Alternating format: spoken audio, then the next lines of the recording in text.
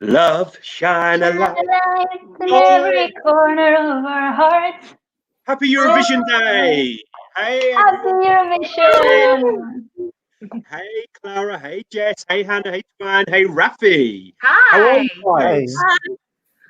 Oh, I'm really happy. This show was what I was expecting actually. After seeing the semifinals, that was just a run up of the video clips or some of the national performance. This is what I was expecting. This is my Eurovision heart is satisfied. I don't know about you guys. What did you think? Yeah, agree. like I'm a mix of happy and slightly emotional as well, because watching the show just obviously made me realise I'm not in Rotterdam with all of you lovely guys, and it is what it is.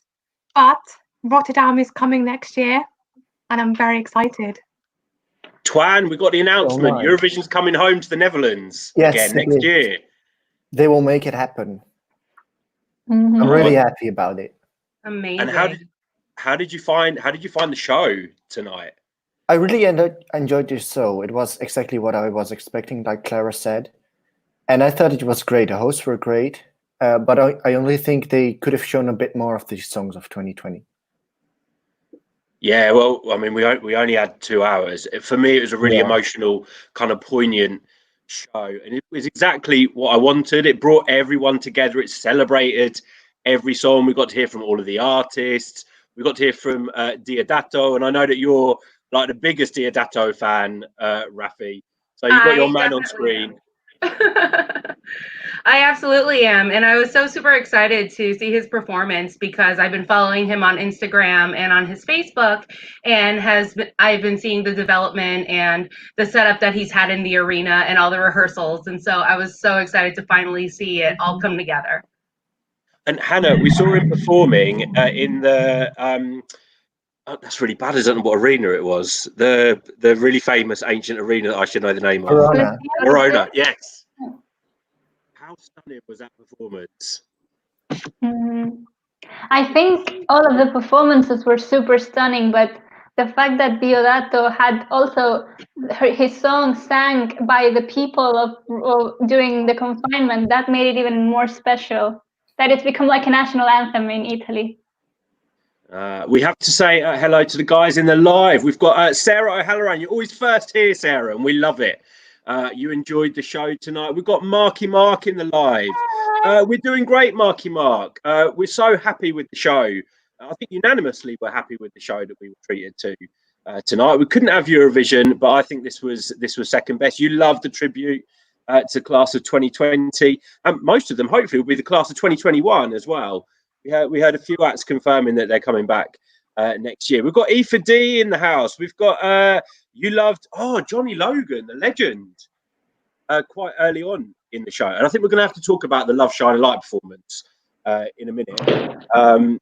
We've guys, Johnny Logan, your thoughts? Amazing. I feel like, that was kind of like just the icing on the cake for the whole opening to set the whole tone of the show. And I feel like that was just the perfect placement for him. Mhm. I really enjoyed the hosts joining in and the choir at home. It was really beautiful and emotional. It was. I'll be honest. What's Another Year is not like one of my favourite Eurovision winners, and I thought the performance that he did was stunning. And I didn't even know that Jan Smit and I mean I know Ed Celia can sing. I've never heard Jan Smit sing before. I thought it sounded great. He's in the toppers now. The toppers represented us in 2009, and he wasn't in it back then, but he's in now. Yeah, and Hannah, it was probably a taste of what we would have got from the host, a little taste of what we might have got from the hosts this year. And hopefully, I don't know if the hosts have been confirmed for next year. They have, haven't they? They will host. It's in their Instagram bios, so there's a big chance. Okay, so hopefully it's a little taste of things to come.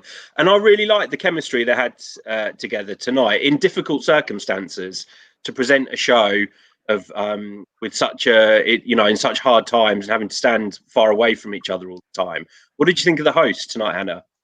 I thought they were really good. I was also a bit surprised when they started singing because I also didn't know he could sing, for example. But they did a really good job. I really liked them, so it's definitely if they're coming back for next year, that's definitely a good. Yeah, I would be really happy if they come back next year. I was surprised when they started singing because I forgot that they could all sing. So it was a nice surprise. We have to go to. We've got so many people in the live. I can't keep up. We've said hello to E4D. We've got Kalispera, Euroboy 4. How you doing? We're having a celebration tonight, guys. So even Andy is on the wine tonight, and that's unusual for me. I've already had half a bottle, so you have to stick with me tonight. We're going to be celebrating all things Eurovision. We've got Jessie Kuiper in the house. Hey, Jessie. Hi. We got Rye Bailey reviews. Oh, you weren't impressed, Rye Bailey? What didn't you like about it? We thought it was great. We've got Olympic in Hrvatska. We've got Klavs Klinins from Latvia. Hey, Klavs. We've got Neil Era. We've got Philosaurus. We've got Dutch Eurovision. Now we can wear our shirts. Yes, 2020. Exactly. We've got 2 shirts in the house tonight. Look, come on, Rafi and Twan. Yes. Oh, bring it on. We've got Livia Stanku in the live. We've got Jose. Hey. Oh, it's Diogo. Hi. Hi, Diogo. We've got Tyrone Somua. We've got Jade Funky Coffin. We've got Christopher. We've got Davis. We've got Vesel Vestor. I hope I said your name properly. In this house we stand Twan. Amen. Wow. Guys, we want to hear your thoughts on the show as well. So, Rye Bailey, we want to know why you weren't impressed with it. We thought it was great. Neil Era, you're saying you've just watched Diodato's Verona Arena and it's incredible. It literally covers me in goosebumps. There's something about seeing him performing in this empty arena. Clara, some people were saying this could have been the winner of this year. I could have seen it. It wouldn't have been a surprise though, because it would have definitely gathered all the jury votes. It's a very classy song, very elegant. As I mentioned, now it's become an anthem, so that the popularity of this song has increased. And you know, like from the moment it was released, everyone was saying how beautiful it is. So even though that there are now other songs that are sounding as potential winners, I would not have been surprised if we had gone to Italy the next year. I'm not gonna lie, it took me a while to get into the song because of there were certain sounds that I thought didn't really belong into the song. Like it sounded like a ringtone to me, but now I really like it. A ringtone? Yeah, like those in the beginning, like those tiddly parts. You have very elegant ringtones. I'm more of a like machine sound ringtone. Yeah. We have to trust your young ears, Twan, because they're about 20 years younger than mine. So I don't get the ringtone comparison, but each to their own. Livia Stankiu wants to know the Europe Shine a Light venue. Which one did we enjoy most when all the lights were turned on? Oh God, there were so many. I can't remember. The one from Tallinn, Estonia, because it's literally like a 10 minutes walk from my house, like from here. So I'm very biased. Lazy Clara talking. That's lazy. Jess, what was your favourite? I mean, apart from the London Eye, all I can remember is Switzerland. I think they had a big mountain or like a hill with the Swiss flag. The flag, that looks stunning. That was cool. Rafi? I'm gonna have to agree with Switzerland. Like I think it was gorgeous. It was beautiful. Hannah? I think. Oh, go on. Oh. Hannah, your favourite landmark? I also have to agree with the Switzerland one. I thought that one was really cool. I was like, that's not even fair. It's like, it's a mountain. Like, come on. Go on. Obviously, I did like the Globe Arena as well in Sweden, the Stockholm one. It was so nice to see some of the Eurovision venues lit up because we saw the Crystal Hall in Baku as well. But go on, Twan. I think I know what your favourite's going to be. What do you think? Rotterdam, of course, it was stunning. No, it's Brussels. I love the Atomia in Brussels. I went there like 5 years ago, and it's so beautiful. Mine has to be the Eiffel Tower. I just think it looks stunning where it's all glistening like that. And it did remind me of the beautiful reveal that we had for Tom Leb's song this year. Probably one of the best Eurovision songs reveals that I've ever seen. So it kind of took me back to that. I thought it just looked stunning. But also, I liked seeing Swiss flag on that big mountain, and the Eurovision venues as well. That was nice. And at the end, kind of Rotterdam lighting up. It was just that split second of thinking, oh God, this is really sad. We should have been there right now. And it was, you know, it was so poignant. And the whole of tonight has been really poignant and emotional and happy as well. There's been happy moments. It's not all been sad. It's like a whole mixture of emotions. And I think it was really clever of them to pull off something like that. But we'll talk about that more anyway. We've got Philosaurus. You're saying you love the show. We've got to say hello to Paolo. Hey, Paolo. Hey. Jade, Funky Coffin. The hosts were amazing, especially when they were singing. Sounded like a musical. Marky Mark, you loved the rendition of Hallelujah. Oh, that looked beautiful as well. Yeah. I'll have to say, Gagliatari looked stunning. Like, she didn't change I much loved her when dress. she was in Eurovision. Yeah, that's exactly what my mom said. It was stunning. Mm-hmm.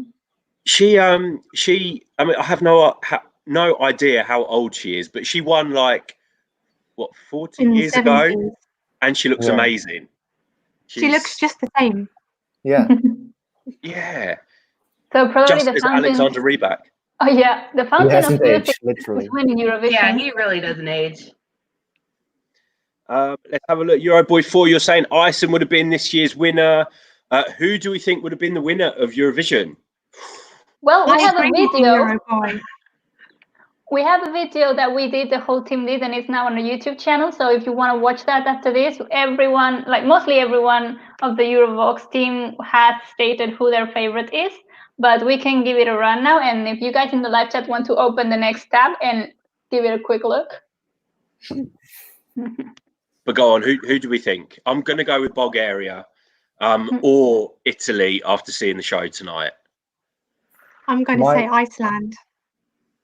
My favorite is Slovenia, but I think Bulgaria would have won.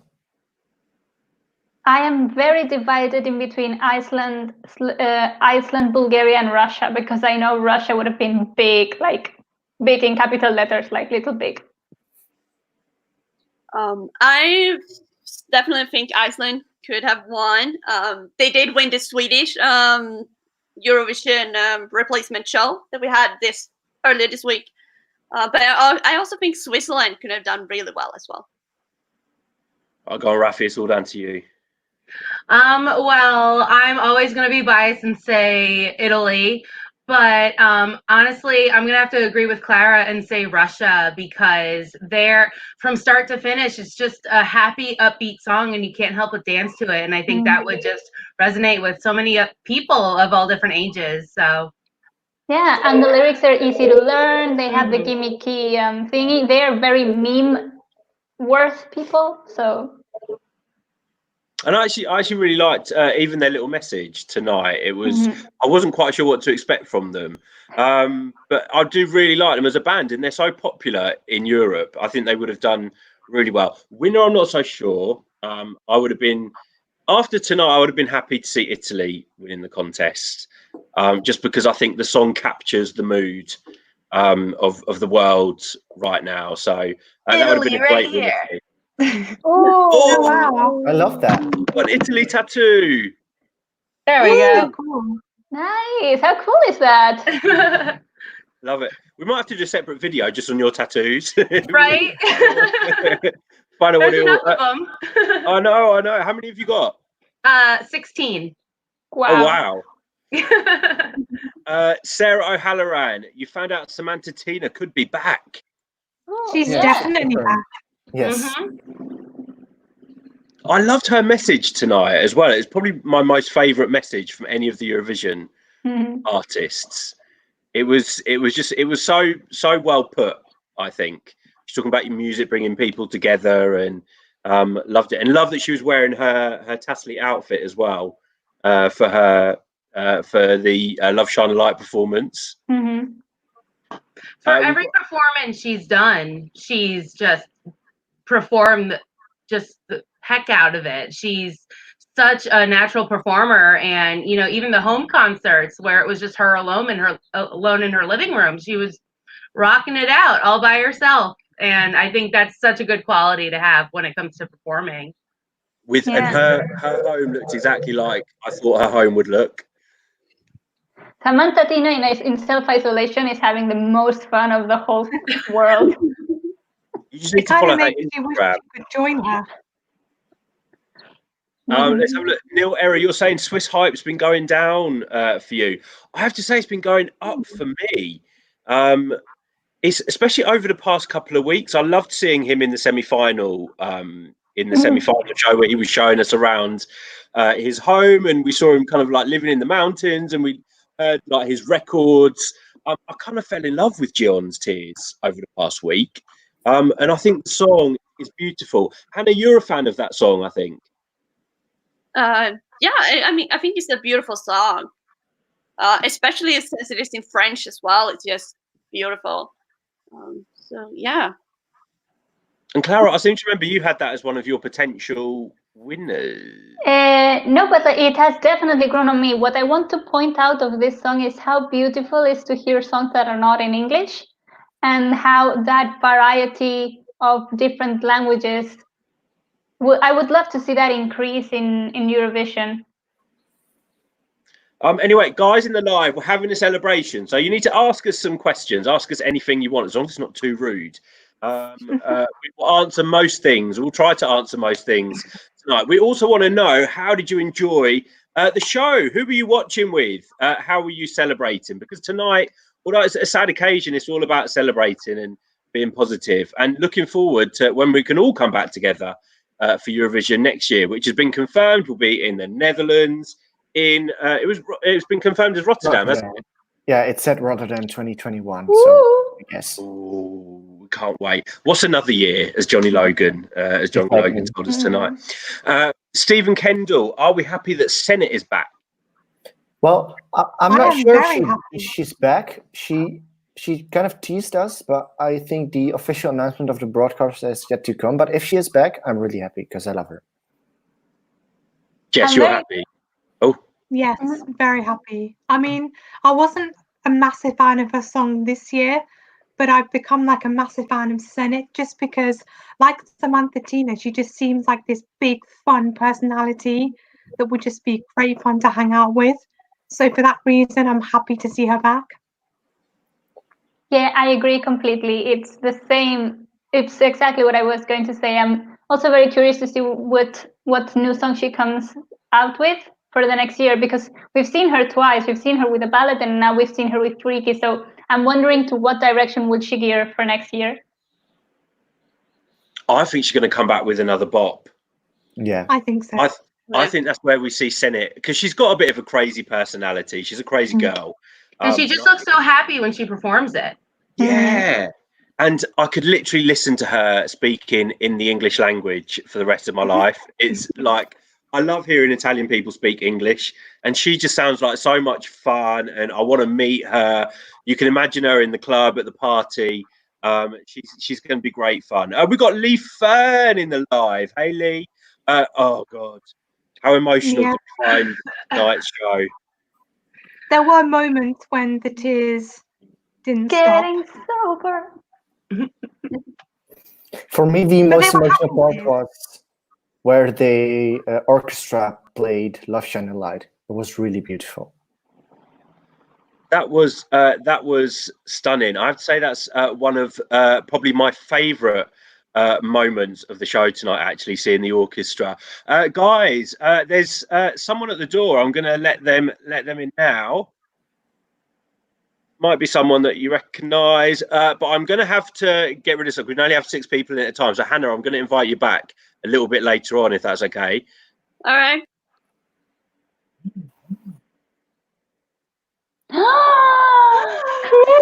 Chris! Oh my gosh!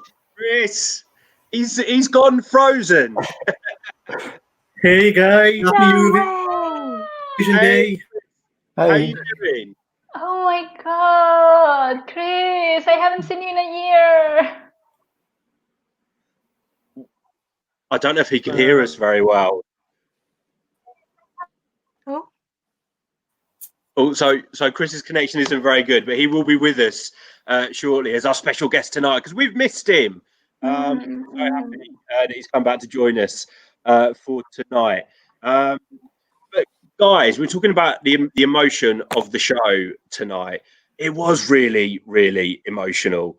It was. We were talking about the Love Shine Light performance by the Rotterdam Philharmonic Orchestra. Mm-hmm. Yeah.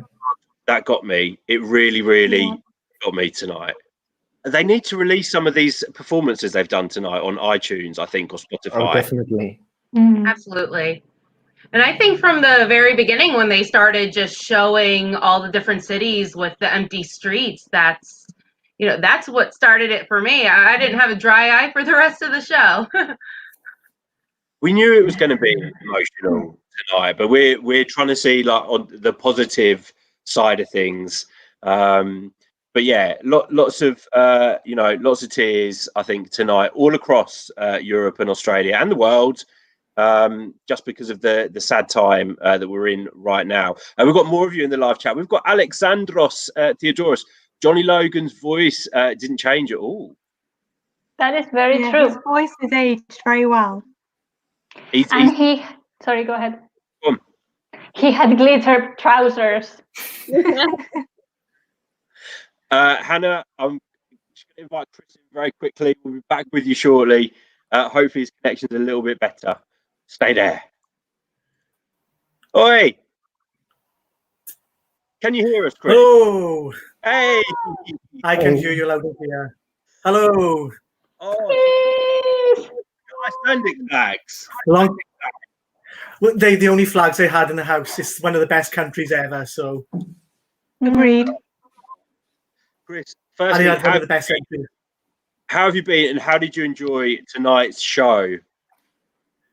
I've been really good. I'm a bit bored with this quarantine. We're still in lockdown in Wales, but it is what it is. We're all keeping safe and well here. It was a really good show. Fair play to Netherlands, considering they had a few weeks to do this. They put on a superb show. It was very moving. Several times I tried not to shed a tear, but it was very well put together, and it was very nice to see Europe coming together at this very important time. We were just talking about how emotional it's been. Now, when you found out about Eurovision being cancelled, how, like, kind of course you were sad, but was it something you were surprised about? Was it something you've been expecting? To be fair, I could see it coming. The ways every event, sporting event, Olympics, and other events have been cancelled throughout the year. I wasn't surprised one bit. Several weeks before, we had the rugby in Cardiff cancelled at the last second, so I was pretty much expecting it, unfortunately, for Eurovision. But it's nice that Junior Eurovision's going ahead, and it's nice that they'll be back where it belongs in the Netherlands next year. Well, we have to talk. We got the announcement tonight about Junior Eurovision. That was a bit of a surprise for me. Yeah. That literally made me so happy to hear that despite what's going on in the world, they're not kind of giving up on Junior Eurovision. And it kind of seems like they're going to fight it at the very end to make sure that it happens, which is like a great kind of spirit to have. So I'm very happy. I think it was very intentionally announced tonight to bring some positive out of kind of this sad and emotional show. Rafi, are you a fan of Junior Eurovision? I actually haven't been able to dip my foot in the Junior Eurovision pool quite yet. I'm still trying to catch up with all the past years of Eurovision. But I am familiar with a couple of the songs. I have heard them before. Jess is like the biggest Junior Eurovision expert ever. So she can literally give you, I was going to say the history of Junior Eurovision in a nutshell, but it won't be in a nutshell. There'll be lots. It would be in like, the nutshell would last all week. Trust me. I'll have to have you tutor me then. Awesome. Yeah, that's what we like. Jess's Junior Eurovision lessons. So, Chris, your favourite moment of tonight? It has to be Love Shine a Light. I absolutely thought that was wonderful, with everybody getting the chance to sing on that one stage for that one night, and seeing Katrina back as well after so many years. It was wonderful to see. It was very moving. And also the speech that Benny from ABBA gave as well, that was very moving too. They were my favourite bits. When they said it hadn't been someone that we'd seen for a while, I thought it was going to be Agneta But Bjorn was a good second place. And the Love Shine Light, they have to release that, even for charity. That would be a good idea, actually, to help with the coronavirus as Eurovision charity single. It's probably on the works. Yeah, possibly.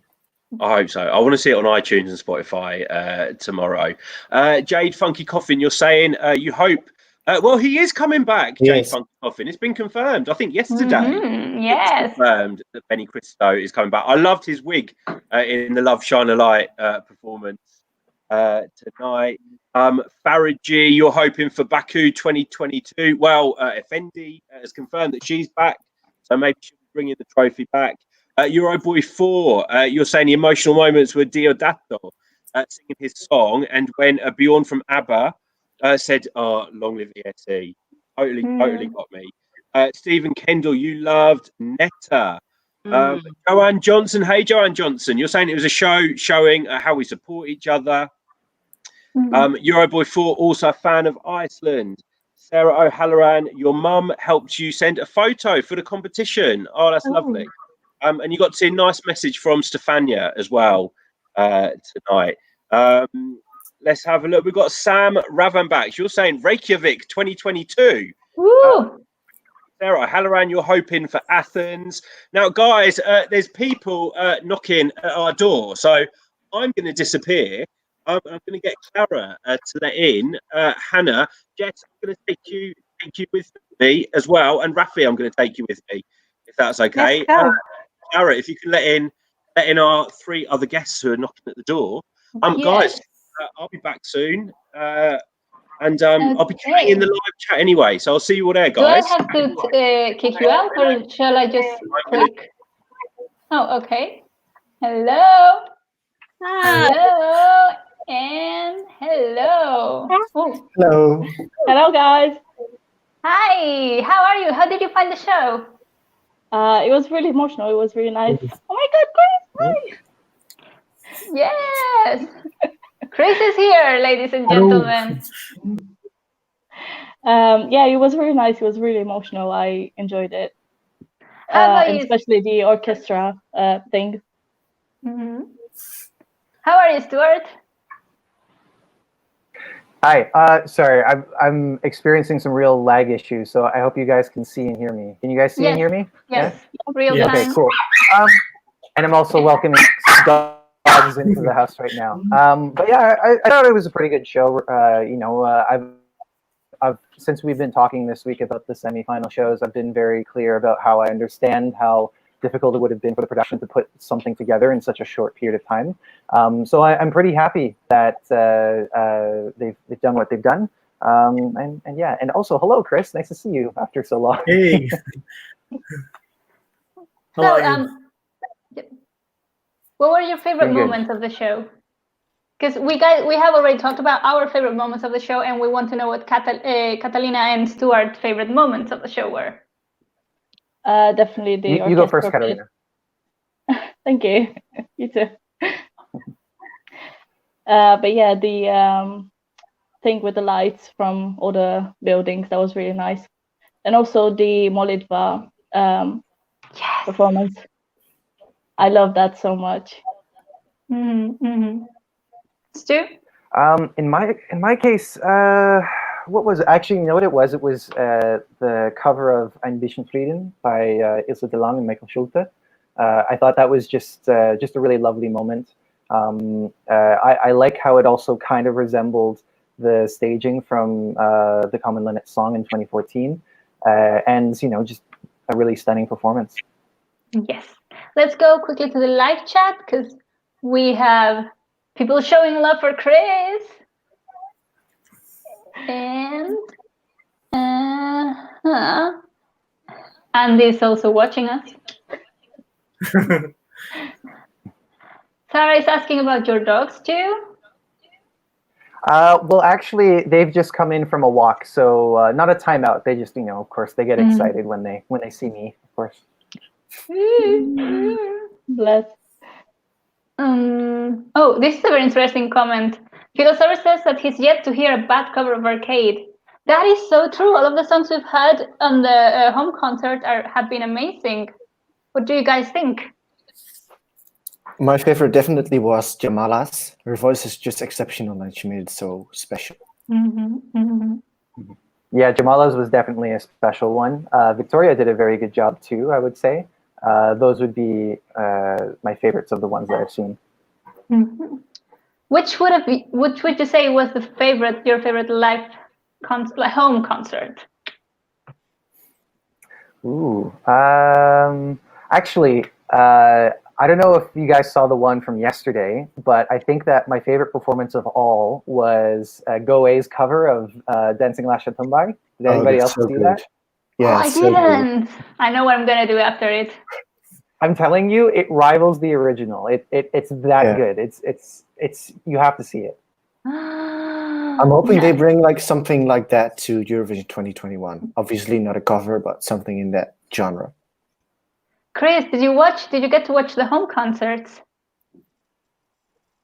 I've seen one or two, and I have to echo what you guys have just said. You know, Jamala's was really good, and Victoria's was very polished. I found when she performed, and in regards to Jamala, her living room was exactly how I pictured it to be as well. So it's I like kind of seeing their homes as well. So yeah, I've seen one or two. They have been good. Hannah, do you have any favorite? Oh God. There's Victoria's is obviously really good. I'm a huge fan of Michael Schulte's cover. Because literally he was one of my favorite singers from 2018, and he sang one of my favorite songs from 2018. It was really good. I also really like Julian Pushepa's cover of Silent Storm because his voice is also amazing. I think Candy can agree on that. But how about you, Catalina? Well, to be honest, I haven't really watched much of the home concerts. Someone's having uni assignments, so I couldn't really. But I'll try and watch them, maybe like this week to help with the post-Eurovision depression. Okay. In the meantime, Chris, what's your favorite Eurovision song this year? I know I've got the Icelandic flags up, but I'm not going to say Iceland. My favorite was the very underrated France. Ooh. I loved France. Just from the start. Can't beat the French ballad. Woohoo. Just as she loves now, you. Did you prefer the newer version or the original? Oh, I don't know. I loved the original version, but I think the acoustic version suits his voice a lot better, and it comes across a lot better. So I'll say the acoustic version for me. We have Jeffrey that says that he agrees with Hannah. The song from Michael Schulte means a lot to him. Nice. Let's see other comments we have here. Ooh, love for Stuart. Hey, yes, Stuart.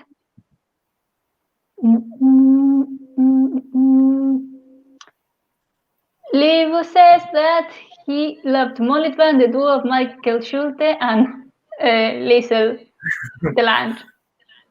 But yeah, I really liked Molitva. I think that was my favorite part of the show because it was so interesting to see such an empty city, and then as soon as something was happening, everyone was out with the camera. So I think it really portrays what we're living at this moment.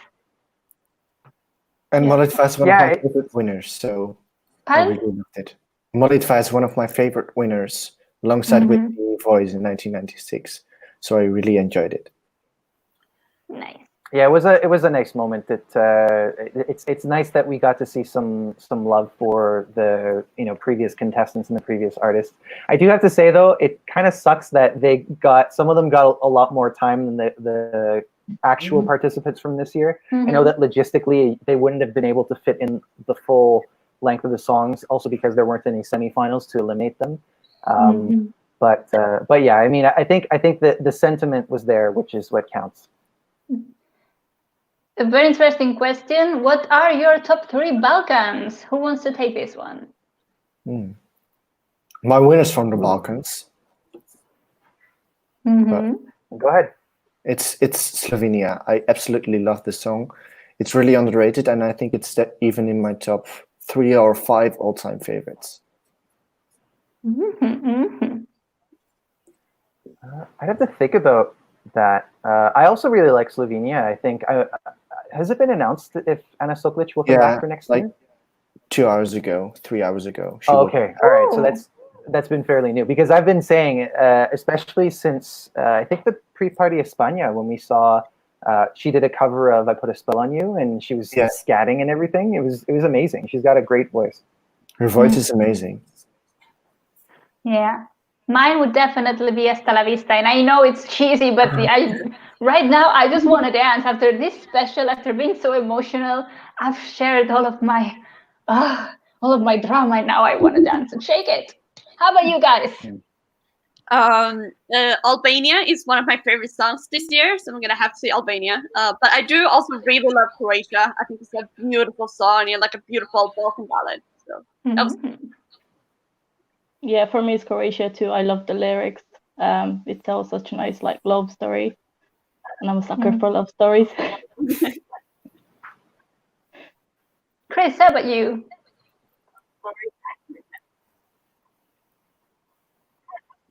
I'm going to have to agree with you, Clara. Serbia. Up until I saw Italy perform tonight, Serbia were in my top 5, but they've been slightly pushed out. But Serbia is definitely a banging tune, and you can imagine if it had the chance to perform in the final, it would have been fireworks, there would have been glitter, there would have been dresses everywhere. It's an amazing song. Yeah, our eyelashes would have flown away. Hey, Clara, do you mind if I throw up this question by Jess? Yes, please, go ahead. Okay, so Jess asked, this is an interesting question, I think. Who do you guys think would have won the jury vote this year? In my opinion, there'd be a lot of contenders, but I think, Fawn, you tend to have a good insight for this kind of thing. So who do you think would have won? Malta would have won the jury vote. Or Sweden, because Sweden always does well with juries, but I'm going with Malta because Destiny's got an amazing voice, and she said in the calls with Nikki Tutorials she was going to do something else vocally at the end of the song. She would have made it a bit bigger, so juries tend to go for that. And I also think the genre of the song is a genre juries tend to really like. Cool. Very Chris? interesting. Italy, definitely. I think Italy have always done very well with the juries, but his voice was amazing. There was power behind it, and I think he would have won the jury vote. Not quite the public, but the jury vote definitely. Hannah? Yeah. Sorry. No, please, Hannah, go ahead. I mean, I'm gonna have to agree with the rest of you guys. Like, Malta could definitely have won the jury vote. As well as, I mean, Sweden usually does very well in the Eurovote at least, and Italy, tonight he was amazing. Like, and the song is so beautiful. Bulgaria and Switzerland as well are also 2 very beautiful songs that probably would have done real well. But yeah, I have to agree with you guys. For me, it would have been Switzerland. It might be because it's my personal winner, so I might be biased. But it's interesting to see how a French song would have done if it would have been like top in the jury. I'm not too sure about that. It's also interesting to see how we associate jury ranking with ballads instead of up-tempo pop songs. It could happen though, because I mean, how would you classify Cesar Sampson's song? Because it wasn't really much of a ballad, was it? No, definitely. It was like an R&B pop song, something like that. Yes. Yeah. But it also had the gospel vibe, which Malta Exactly, also does, and Sweden as well. So Yeah, that's true. That's true. I guess because we've seen that happen at least once. Even last year, because we thought that Sweden was the jury winner at the end of the show until the correction was made. So I guess we've really associated gospel music with jury winners now. Do you want to keep pointing out comments, Stuart? It's fine for me. Well, I found one here from Lee Saunderson. He's asking, how do we think Go A? I don't know if is it up there yet? Because Wait, Yes. Okay, there we are. How do we think Goe would have fared with the votes? I think it would have either done really well or really bad. It's so divisive. I think it would have done good. I don't see how this song would have done bad with the jury votes because it's traditional. You can't, and it's good quality. It's traditional, and you can't like really throw that away. That's hard to miss, and it would be a shame if the juries wouldn't wrap around that. Catalina. Sorry? Goe. Goe, how do you think they would have done? I mean, I think the ethnic vibe would have given them an advantage. But in terms of staging, it would have been interesting to see the staging in Rotterdam. I think it would have helped a lot. Right now, I'd want to say like top 15. I'm not too sure. Well, I'm curious. Why don't we just throw it to everyone? Who was a fan of Goe this year? I was. Sorry, I couldn't. It was like click, and I couldn't hear what you said. Oh, I was asking who was a fan of Goe this year? Yeah, just us, just the top three. Top three. Chris, tell me, how do you think that Ukraine would have fared with their song? Well, they've always done really well in the Eurovision. They've always qualified. I think if they would have qualified, it would have been down to the public vote opposed to the jury vote. Bottom 5, in my opinion. Top 5, you say, in the public vote? Bottom. But I think they would have come bottom 5 overall. I think they would have qualified with the help of the public vote from the semi-finals. But for me personally, I would have put it on the bottom 5. It's one of my least favorite songs this year. It's divisive. It's definitely a song that you either love or hate. Hannah, how do you feel about Ukraine? I definitely don't think they would have done too badly, but I don't think that they would have done like really amazing. I don't know, like maybe top 20, possibly top 15 at most, but I'm not really sure.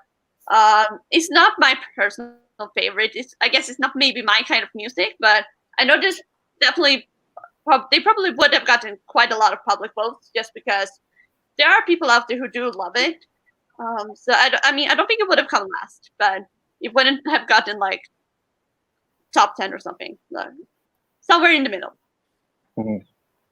Right. And I think it's also interesting that they had a good spot in their semi-final too, because they were closing the show. And the energy of the song, I think, would have really been able to stand out with that. But it's so hard to call. It would have been one of the surprises, I would say, if it would have done really, really well. But who's to say? We won't know until next year when they bring something new. I'm curious because Sarah's asking, will Hurricane come back? That's not sure yet. Has anybody heard any news about Hurricane? No, they've not been confirmed yet, but I hope so. No, but I've heard that if they do we expect that? Do we? Oh. Go ahead. No, I was saying that in the interview they had with Nikki Tutorials. Yes, I was saying that in the interview they had with Nikki Tutorials, they said that if they would come back, they would bring a song in the similar style, so we would expect another dancey banger. So I would be looking forward to that to the girls to be back.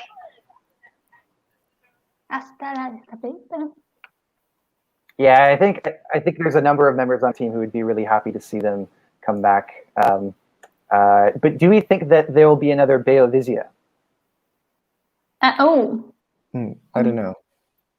It wouldn't be fair. For me, it's very upsetting that some countries are deciding not to bring their these artists or make them go through through a national final, because it is what Samantha Tina is saying in her interviews. She already won, so she would not participate because that she already went through that journey. So it would be unfair for the artist to have to go through that journey again, because you have to think about all of the effort, the nerves, it's investing in money and in a performance, and they already had that investment this year. Because I was going to say personally. Yeah, and a lot of people are in that spot. Go ahead, Chris. Because I was going to say personally, in regards to the countries that have not said their participants are coming back, it's generally the countries that tend to use national finals like Iceland and Sweden. Certainly in regards to those countries, I would say, why not have the Icelandic, I can't even pronounce his name, so I'm not going to embarrass myself and try and pronounce it. Why not have him sing 6-7 songs, and then the public vote which song he should sing for Eurovision next? I think that's fair, because he gets his chance. Mm-hmm. And Iceland then get a national final, and hours of viewing for their audience. Mm-hmm. I'm going to just move on here because I believe that we've got some new people entering the studio, and we're going to say goodbye to Twan and Hannah. Thank you so much for joining us tonight, guys. You. I hope you Bye. enjoyed the program. Clara, can you help me out with this? Because I've the lag is preventing me from really doing much. I'm not sure how to take people out. Twan, Hannah, you're staying. I don't think people. Okay. Bye. Well, I guess I'm stuck with that. Bye. Bye, Hannah. Hello.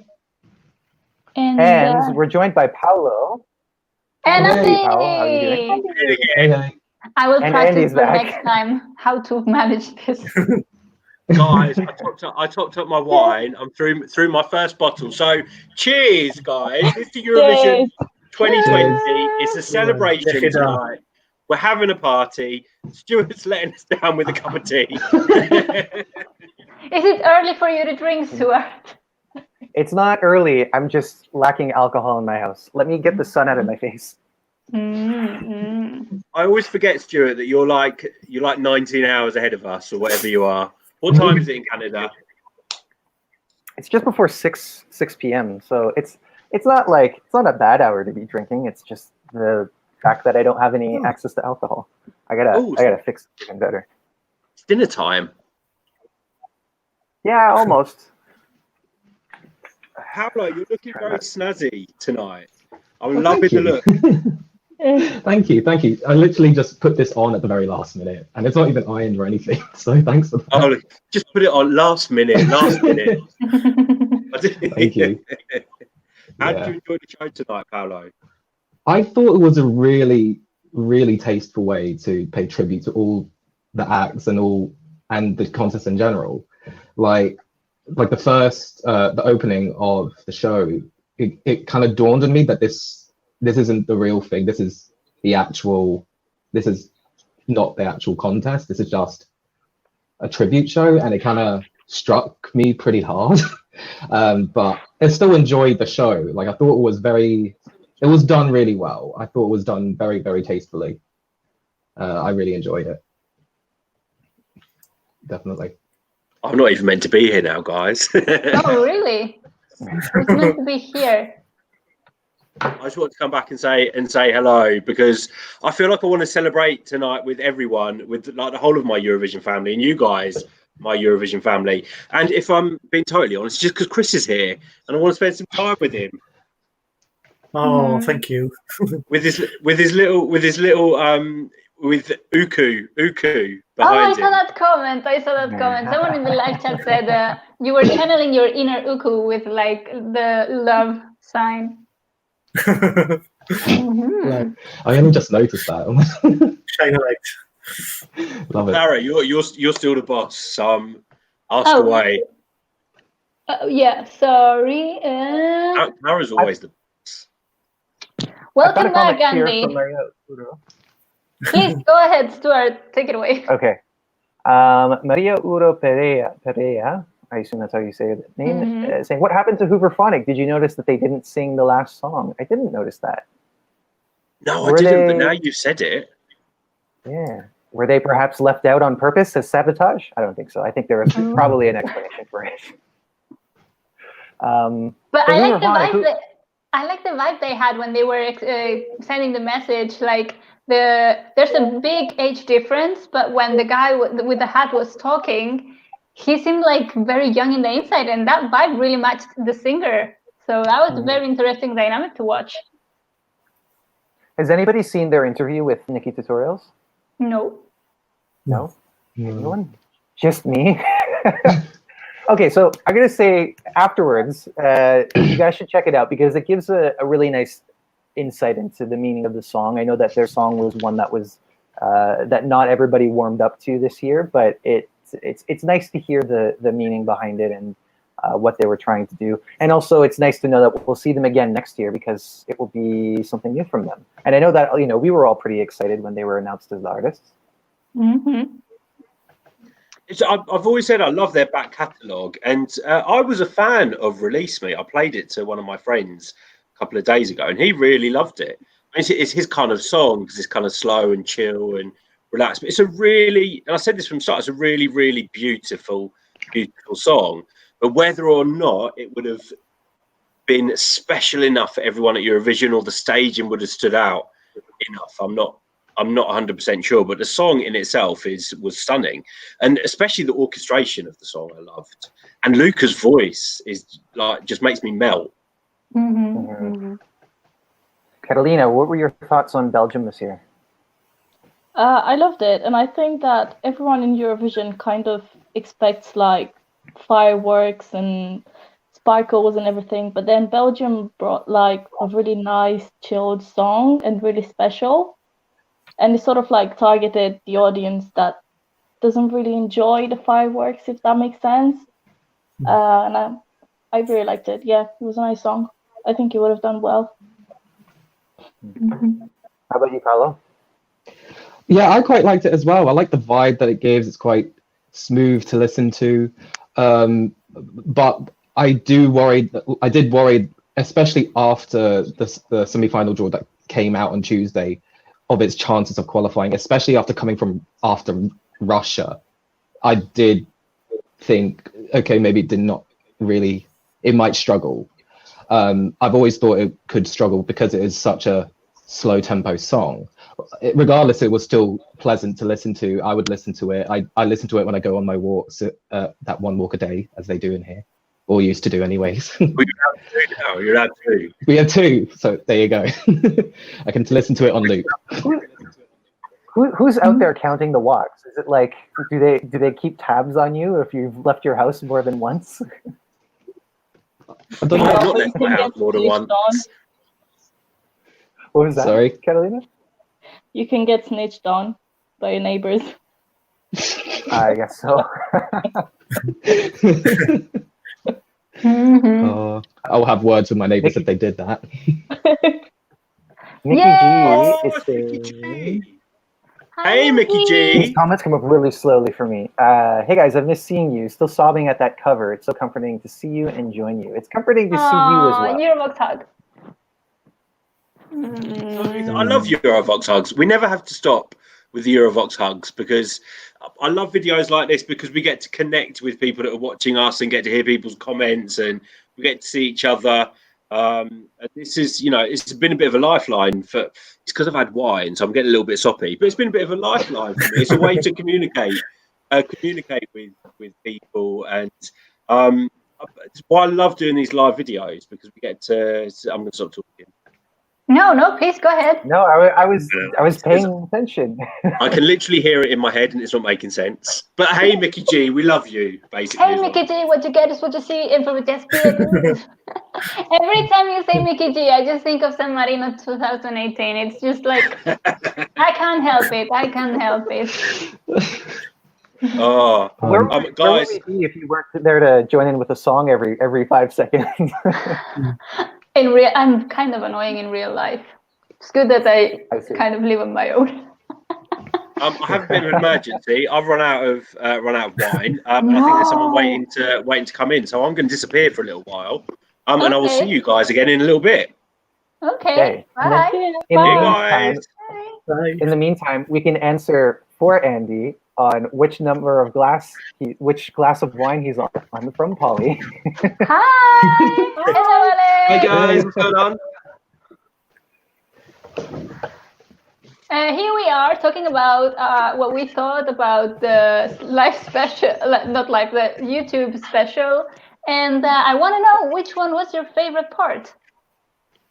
Oh, well, I loved so much of it tonight. I think my favourite performance was probably Mons at the start in his garden with the acoustic version of Heroes. I think that was sick. And I just loved the words of Bjorn from ABBA. That was really inspirational and very empowering for me. But all in all, it was a great evening. And it was just really nice to see all the artists together with that version of Shine Light at the end. And yeah, it was just awesome. And I think a really nice, poignant, emotional, but not too depressing way to celebrate Eurovision that never was, as they said. Yeah. So let's go to We didn't get to your favorite moment, Paolo, did we? Oh, my favorite was I would say Johnny Logan, because I feel like he sounds amazing as ever. Like he sounds almost exactly the same as he did. How long ago was it? 1980. And I thought it was done really, really well. And it was a great opener to the show because it was the first song that performed, right? Yeah. It just set the tone really, really well for the rest of the show, and I thought it was just done really well. So yeah, Johnny Logan was my favorite of the night for sure. Definitely. Yeah. I think it's also time for me to start saying goodbye. Clara, if you could take over, because. Oh, really? I thought it was. I had to leave. Oh, is it? Okay. Yeah. I was gonna see if you could take over so I could step out. No, that's fine if you do, because I was just gonna try and go into a new browser because everything's coming really slow for me. But I can wait for you for that if you want to. Okay, it'll take 1 minute. 1 minute. I'll be right back. Okay, I promise. Okay. So in the meantime, we can say, or can we? Oh my God! Hej! Batim Pavuška here. Hi. Na zdrowie. I have beer. It's good, very good. Oh my God. Na zdrowie. Na zdrowie. Oh my God, guys. My apologies. No, please. We just brought the Russian spirit. Russian spirit. Elvis, you're Not brilliant. spirit drink, but beer. Eastern Europe style. Very, very Eastern. Oh my God, this is so much fun. But let's go. Everyone loved your entry. Alvis, an absolute icon. Oh my God, Alvis, I love you. Babushka Alvis, love it. That one. Oh my God, Baba Alvis. I tried becoming a meme. You're doing the right thing. You're on the right track, and good way to steal the show. And you have a comment that I think it's in Latvian, so. Hey, he's saying I try not to drink too much beer. But it's Eurovision, class. It's Eurovision. I'm trying. It's essentials. Essentials. You're being cheered. Anyway, Alvis, what did you think about the show? I thought it was great. Deodato is absolute legend, performing in Verona Arena. That's it. I don't know. I am happy that Samantha Tina is coming back. Yes. That's a great news. What else? I try to remember everything. The slogan is the same, yes. We don't know. Yes. I'm quite happy that it's happening in Rotterdam. Yeah. But Yes. I think it's time for me and Catalina to say goodbye because Stuart is back at the door. So, guys, it's been a pleasure. And till next time, I guess. Keep enjoying the night. Bye. See you next time. And Hi. Hi. Hello. Hello. Hi. Hey. Can you guys see me? Hello. Hi. Hey. Wow. Somehow we managed to get many guys on our equally gender balanced team.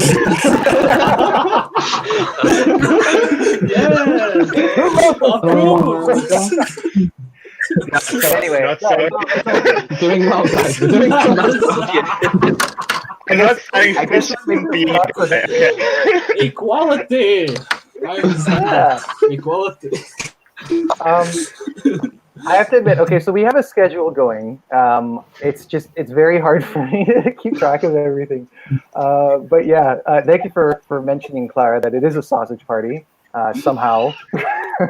When does that ever happen with Eurovision?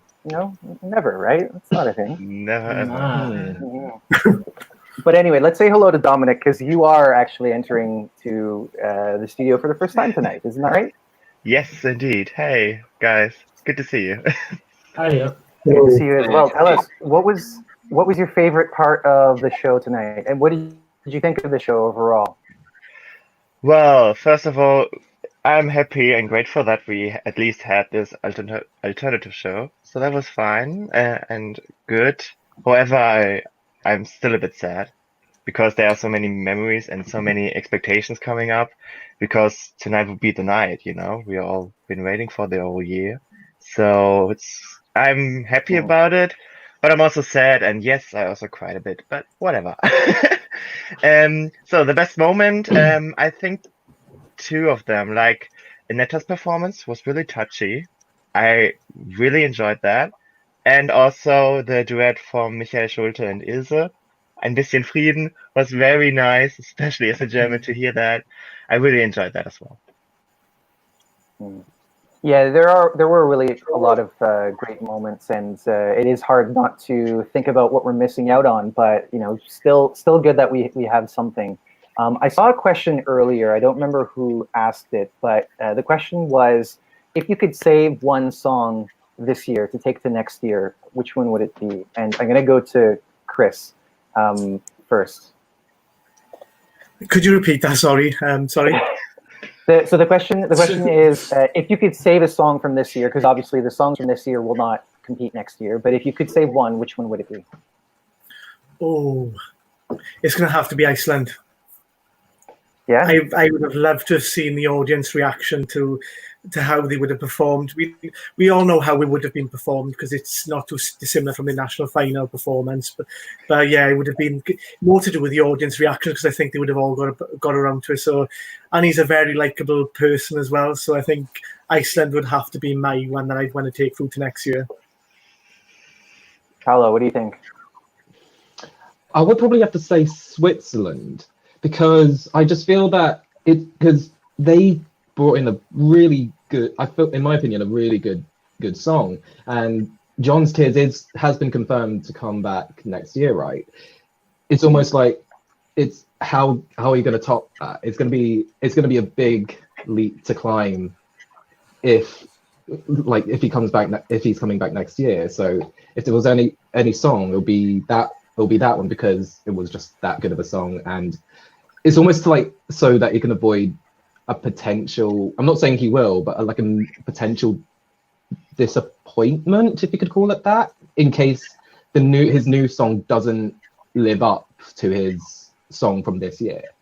So that's why I would think maybe bringing back Répondez-moi I would probably do myself. But I'm not saying that he's going to come back with a disappointment. That's not what I'm saying at all. But yeah, it's just like, because it was such a good song, I would like to see it again next year. Yeah. Well, you bring up a good point. It's going to be the hurdle that a lot of returning artists have to come over, because people are going to be thinking about the song that they came with first for this year and whether or not it's going to live up to next year. And I think that's going to result in some, unfortunately, unfair comparisons. But let's not think about that for now. And let's go to Alex, because Alex, I know that you were a fan of the Swiss song as well. Would that be the song that you would choose to bring to 2021 if you could, or do you have another one? Yeah, I think I would love to see Répondez-moi on the stage for sure. It was one of the songs, even just regardless of the fact it was my winner, the one I thought had such a huge staging potential. Looking at the music video, looking at how the Swiss delegation has staged Stones in 2018, which I really thought was robbed, and Luca Hani last year really looked electrifying on the stage. So I thought they would have done a good job. But I think for me, it probably comes down to two songs. I think I would probably go for Denmark and Yes, because it was just my feel-good anthem of the year. I think it was so instantaneously catchy. And I think for the vast majority of the people who watch and vote in the grand final, that would be a song that would just stand out. It would be a song that I think it's definitely my dark horse of 2020. I obviously will never find out, unfortunately, but I do think it would have been getting towards the higher end with both juries and even televotes potentially. You know, I think that's just one of the foundations of any great Eurovision song. It's just that instantaneous catchy feel. It's kind of like Shire's inspired country pop. It's something I can imagine my home country's televote in the UK really liking. And I think it's sad we can't see Ben and Tan go to Dance Melody Grand Prix. But I think that would have been a song which could have really done well, and it would have been a song I would have loved to have seen next year. I'm glad that you mentioned it because it's true. It doesn't seem like there have been a lot of people talking about it, but you know, it's great to see that there is some love, and I think you've made some good points. Alvis, let's go to you. Alvis, are you with us? Yeah, okay, of course. That was my mom. Sorry. I see. Tell us, if there is a song that you could take for this year, what would it be? Or next year, rather? Well, after previous video, obvious it would have been Switzerland, but Alex took it, so I should change a little bit things around, and I go for Lithuania. Big fan of Lithuania. Because it's closest neighboring country, Balt. It will be cheaper at Eurovision.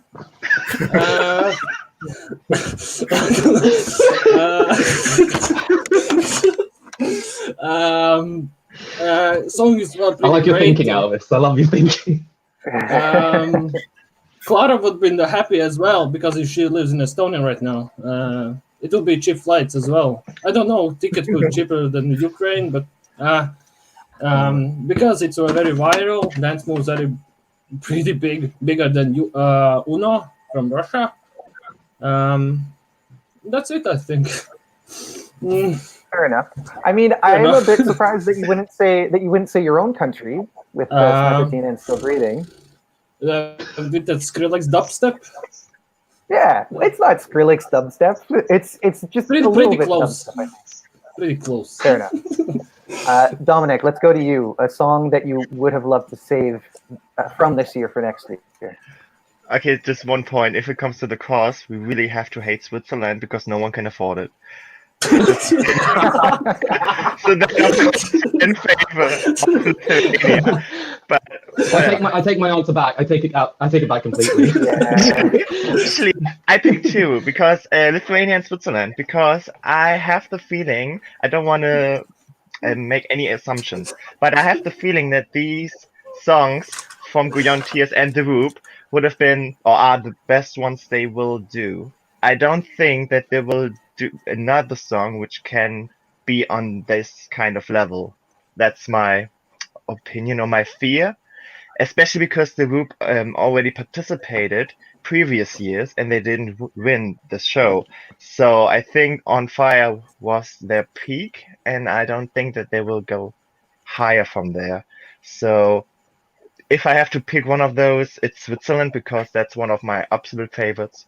But yeah. Fair enough. In my case, I mean, I'm going to be predictable and say Australia because I've been standing Montaigne this whole year, and I feel like I'm alone on my island. But I know that there are still some fans of Australia as well. Sure.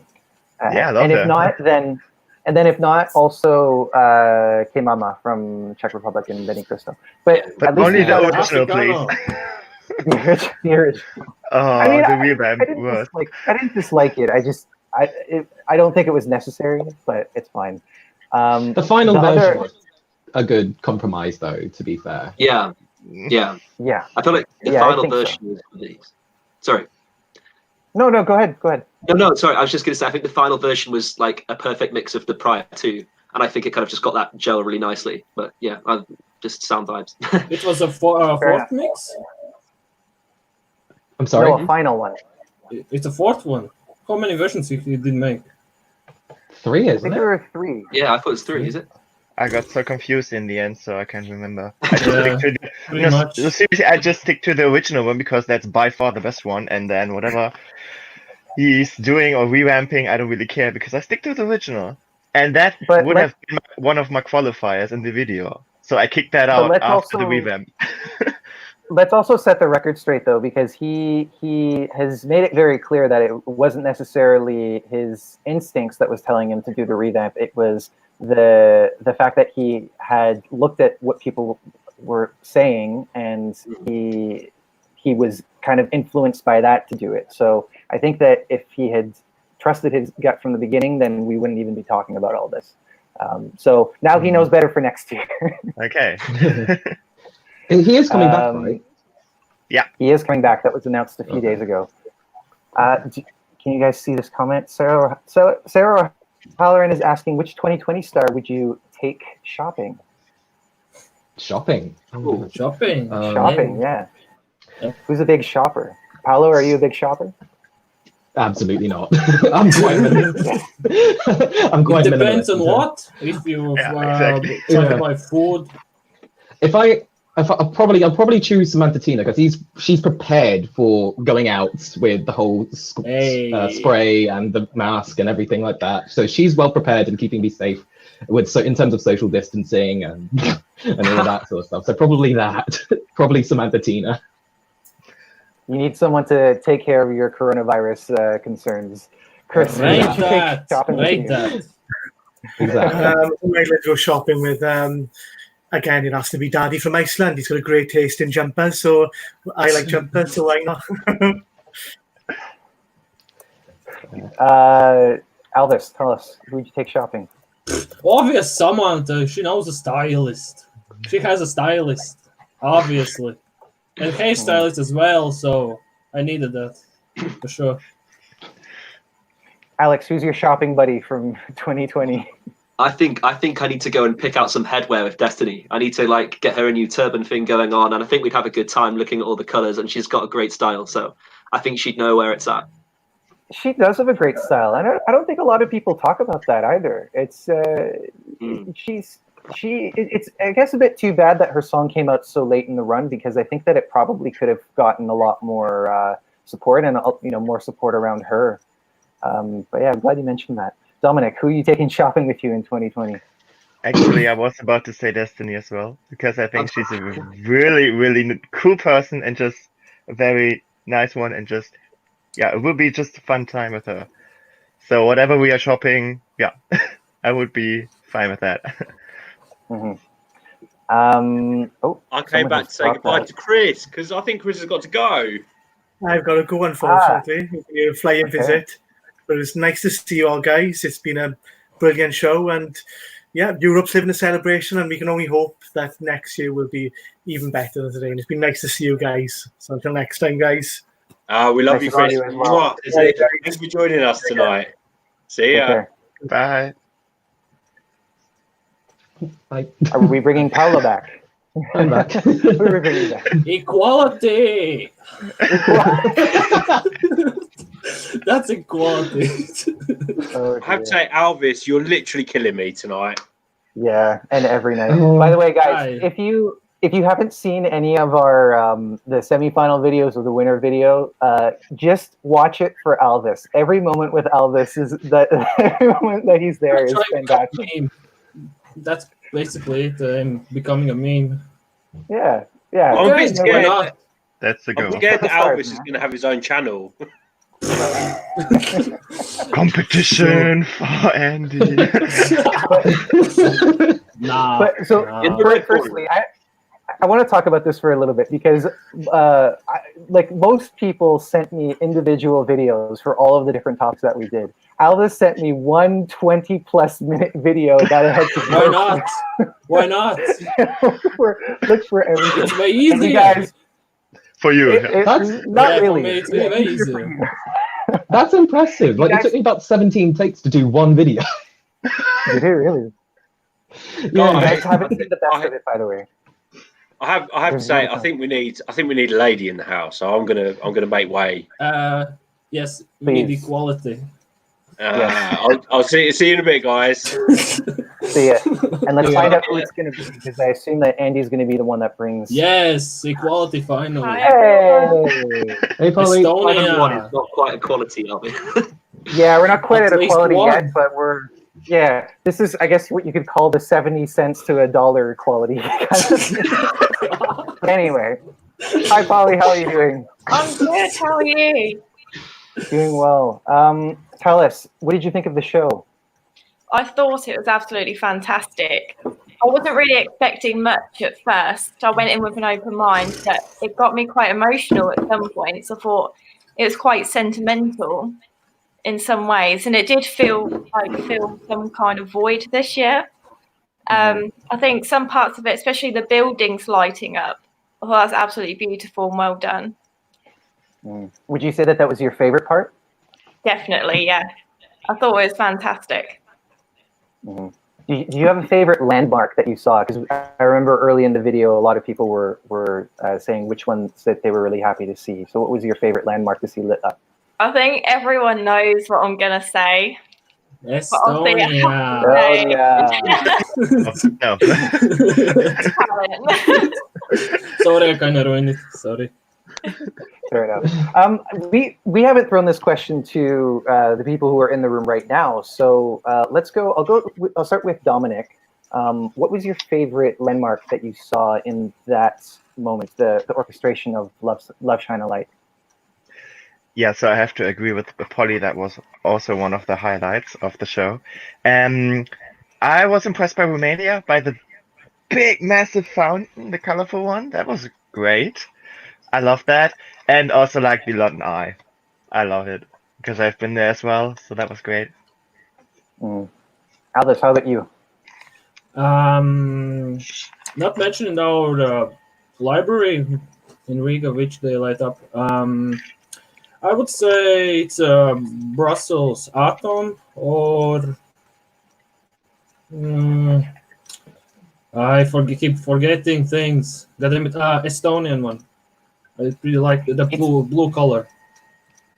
It is really hard to keep track of all of them because there's 40 plus countries and you see their monuments for a split second, so you think you'll miss one. Alex, do you have a favorite monument? Alex, did you have a favorite monument? Oh yeah, sorry. Yeah, I had a couple. I think it's always nice seeing little San Marino involved. So lighting up Monte Titano was lovely, with the big the guy on the horse statue. That was great to see. And also seeing Globen in Stockholm lit up was fantastic. It brought me back memories to one of my favorite Eurovisions ever in 2016. And just this huge spherical shape lit up in blue was just fantastic. So that was the highlight of that segment for me. Yeah. Cool. Hello. I'm going to be completely honest. I wasn't exactly in the room when that was showing on the TV, so I don't exactly know what was being shown. Say the I'm going to say the London Eye because someone said the London Eye. I live in London, so yeah. So yeah. Fair enough. I'm going to tap into my own culture and say the Ferris wheel at Prater in Vienna was really nice, and it's one of the places that I've been to in that compilation. Not the only one, but one of the most recent places that I've been to in Europe. So definitely a really great edition of the show, and certainly the right song to choose for the topic. And I was thinking about that as well. Apart from the music that we heard from tonight, do you guys have any other Eurovision songs? Because I mean, there's been so many about peace and unity and all that. Are there any others that you guys can think of that you think would be a good song to look at in these times? Lorde, Hard Rock Hallelujah. It would be a cool complete. Obviously. Remembrance of course. Of course. Can you explain? It's very peaceful song. Even Hatari could make it. Why not? Yes, very peaceful song. Mm-hmm. And since you mentioned Hatari, their song about Europe crumbling is exactly how we feel at this moment, isn't it? They predicted the future. Just kidding. Anyway, they warned us. They did warn us, as did Eva from Iceland, who did not win her selection. She warned us that something was coming, and instead we decided to have fun with Daddy, but not. Daddy. Of course, I love that song. We should have picked Eva. But yeah, here we are. This whole thing would have been avoided if we had chosen her. Told you. Polly, can you think of any other Eurovision songs that are helpful in this time? Probably, definitely Ambition Freedom, 100%, because the Oh, yeah. English version of it is a little piece. And I really love that song. And I think definitely it's one that could help us through this current situation we're in at the moment, especially that performance tonight was absolutely stunning. Mm-hmm. Yeah, I think, Dominic, you mentioned that you really liked that performance. Was that you who mentioned it? Yes, it was me. Mm. Especially because it was one German and one Dutch singer. I really liked that as well, that they are picking two different countries for it. Mm-hmm. How about the rest of us? Paolo, were you in the room for that moment at least? For what, Ambition Freedom? Yeah. yeah. I was in that. I was in the room for that. I thought that was really well done. I really enjoyed that performance. It was quite moving to watch, actually. It's just something that we needed at this time. I would have liked to seen a little bit more like upbeat songs, because like whilst it was nice to see like all the coming together sort of songs, maybe like some fun, like fun songs, like I don't know, Slavko or something like that.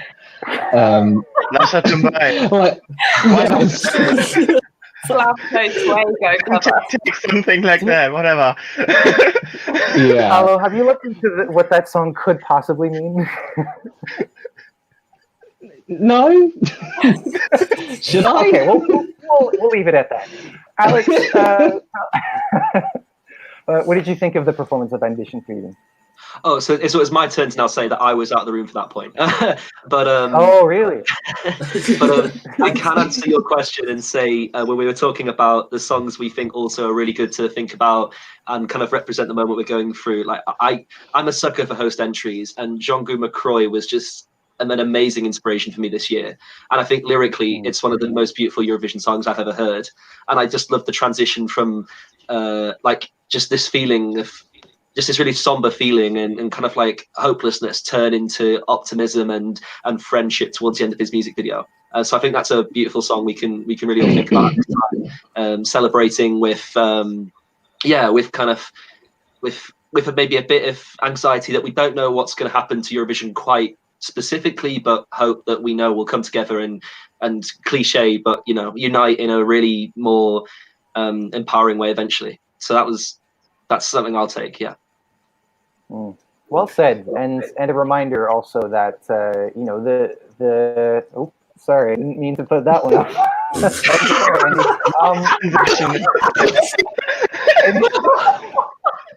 And to follow up those beautiful words, I just made a total ass out of myself. But yes, okay. It's certainly something to think about, the fact that we're still really uncertain about how the future is going to look. I mean, they've announced Junior Eurovision for November, and I think we're all really happy to see that, but we're all still, I think, approaching it with caution. We have to remember that safety comes first, and especially when we're considering that it's a competition for kids, that's always has to be something that we consider. But yeah, anyone else? Any other songs that we can think of that would be good songs to reflect on in these times?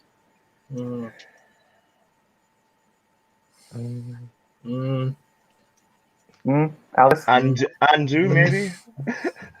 Which one? Undo? Undo from San Remo. Undo. That's a good choice, I suppose. Yeah. Good. Makes sense. Yeah, obviously, yeah. Mm-hmm. I mean, one that's come up is early on certainly was Suri Storm. Just a UK entry. Running scared.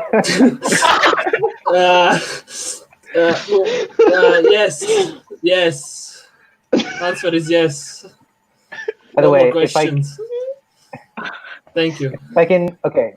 So I just wanted to throw in an actual positive comment. Great anthem for being strong. Thank you, Rafi. I apologize, guys. The reason why all this is happening is because when I do things, it like happens 10 seconds later. So none of this is intentional, by the way. But yes, a lot of good sentiments. Another one that has come up. I mean, of course, there was Johnny Logan's "What's Another Year." Jess has won. The UK song from 1990, "Give a Little Love Back to the World." Seems like a great. Yeah. Do you guys know the lyrics to that song? Oops. Sorry. Come on. You gotta love live. You gotta love this being live, isn't it? Yeah. Standout moment for me right now. So yes, do you guys know the lyrics to this song? Our family from the UK. Get a little love back to the world. That's all I know. That's literally it. Okay. I was minus 8 years old at that time, so there's only so much I would know about that song. Okay. I was -5. Doesn't count. But speaking of 1990, a song that comes to mind is the song by Taichi. We interviewed her recently. Oh man, Jess would know how to say this, and I can see Jess right there, and I'm tempted to bring her in, but I can't. I'd have to take. Maybe I could take myself. No, I can't take myself up. Maybe I can. I don't know. Let's give this. Okay. So, yes. Hey guys. Hey. Hello. Hi. Sorry. So. Who is he trying to add in? Yes, I think. Jess, I don't think. want to see her.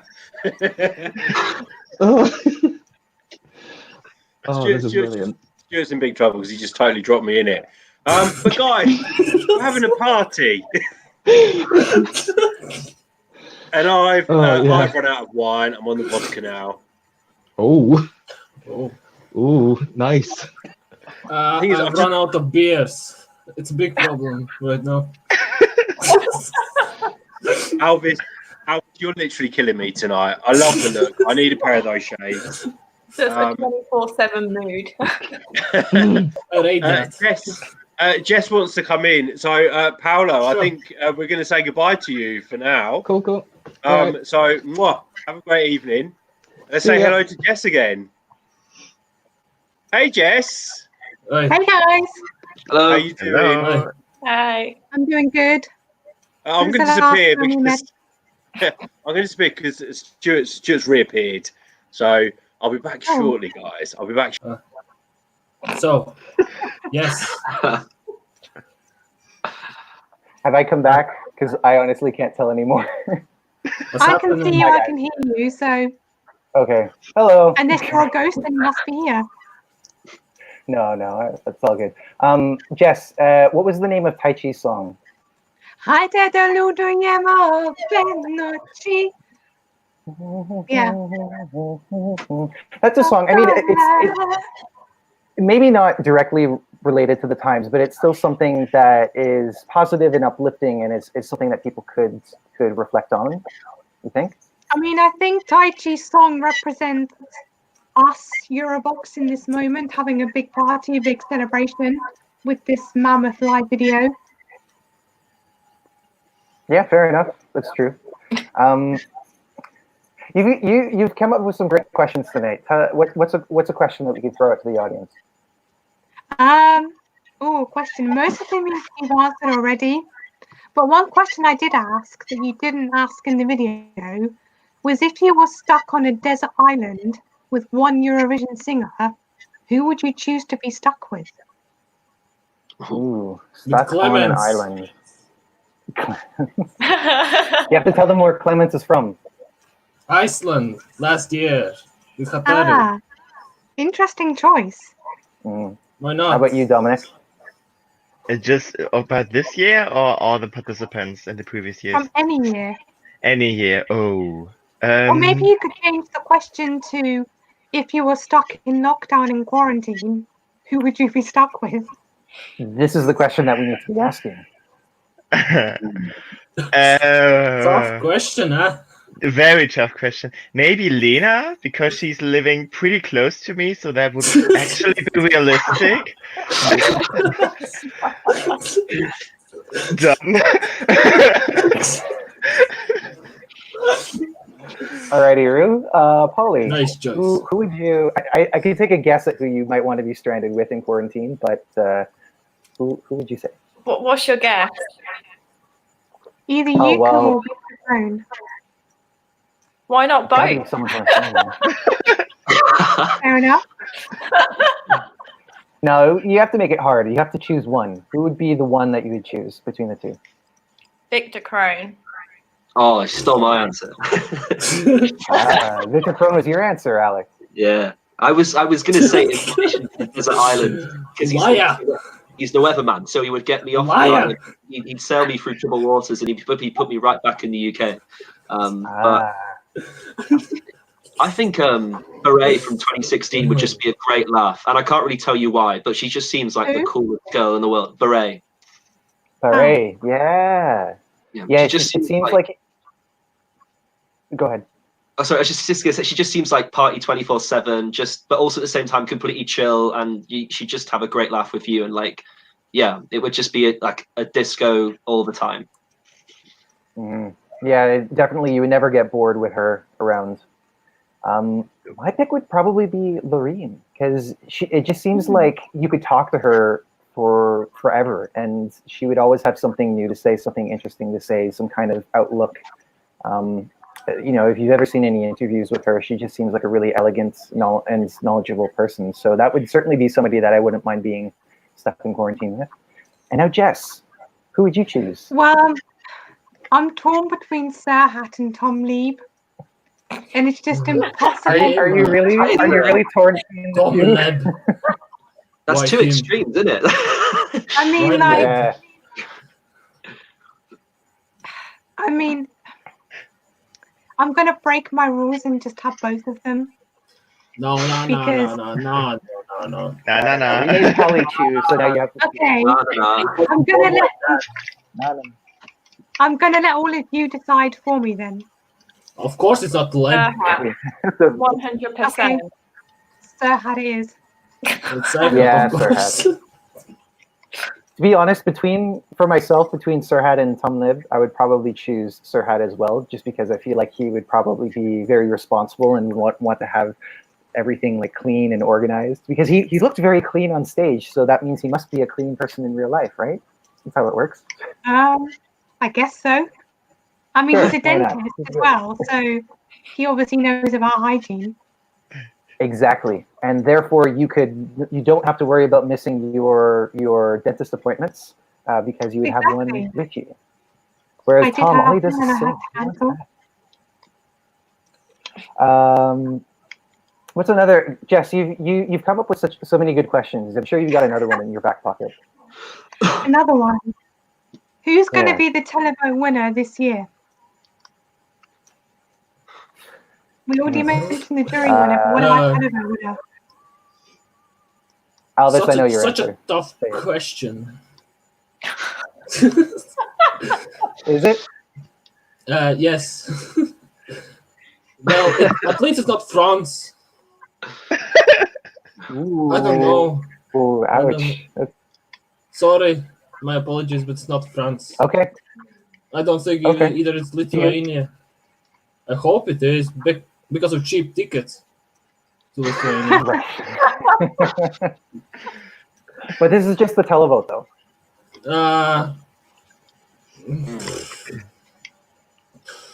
Russia, I don't know. We'll see it. I think Russia too. I would say Russia too. Would you agree, Alex? I've got Iceland. I'd say Iceland. I think Iceland's the sort of country that could have done well with both sides of the vote as well. I think they could have been a very good, a potential winner overall. And I think I always struggle to see very sort of up-tempo, fun songs against each other. I sometimes wonder if Iceland, Russia, and Lithuania would have kind of knocked each other down a bit. But I think, for me, if one of those three stands out, I think it's, at least for first-time watchers, I think it's probably Iceland. But But that's just me, really. Yeah. Well, one thing that Dominic said in the semi-final video about Iceland, there's one thing that I like that you said was that it was fun without being ridiculous, which I thought was really poignant, because when you look into the meaning of the song, it does mean something. It isn't just fun for the sake of fun, right? Very fun, very margaritas. I hope they like margaritas in Russia. Yeah, that's the thing. Dominic, did you want to expand on that? Yeah, I think Russia is too silly for me. So that's just over the edge, and that's just over the top for me. However, I would say that Russia would have had a very good televote result for sure. I would say that Iceland would have won the televote, though, but only if he would have done the performance from the national performance, because tonight there was the German show, the Deutsche Finale, basically, and he actually performed live, and I think I sent you this in the chat as well, and it was a totally different version. It was like an acoustic version or something, so no dance moves, nothing basically. And I was so disappointed. I was like, why is he doing that? Because that's the chance to get the big audience, at least from Germany, and we are quite a big country, so he could have reached for at least 4 or 5 million people, and he can't really expect everyone to know the song already. So that was the first time that they listened to it. And then he chose this version, and everyone was like, what was that? I don't really get the hype. Actually, a few German friends who know that I am a big Eurovision fan contacted me and were like, okay, what's the point about Iceland? I don't really get it. And I had to explain that this was only an acoustic version, not the real one. So that's why he didn't win this show overall, the German one, because he only got like 6 or 7 points on the televote because of this version. So again, back to the point, if it's the original version with the dance moves, with the performance, then I'm pretty sure he would have won, but not with this version. So yeah. Fair enough. Fair enough. I'm going to go to Rafaela's comments. She's got a question for us. Would you rather be... Hold on, this is blocking my view. Can we see it? Would you rather be a host, a participant, or a participant in Eurovision? Polly, you haven't spoken for a while, so you go first. Sorry. Wait your turn, Jess. That's a hard one, because I think I'd like to be a host, because last year with Germany and the televoting score, I'd like to be that person. I'm sorry. That's a great reason. That is just the best reason. Polly wants to be the bearer of bad news, apparently.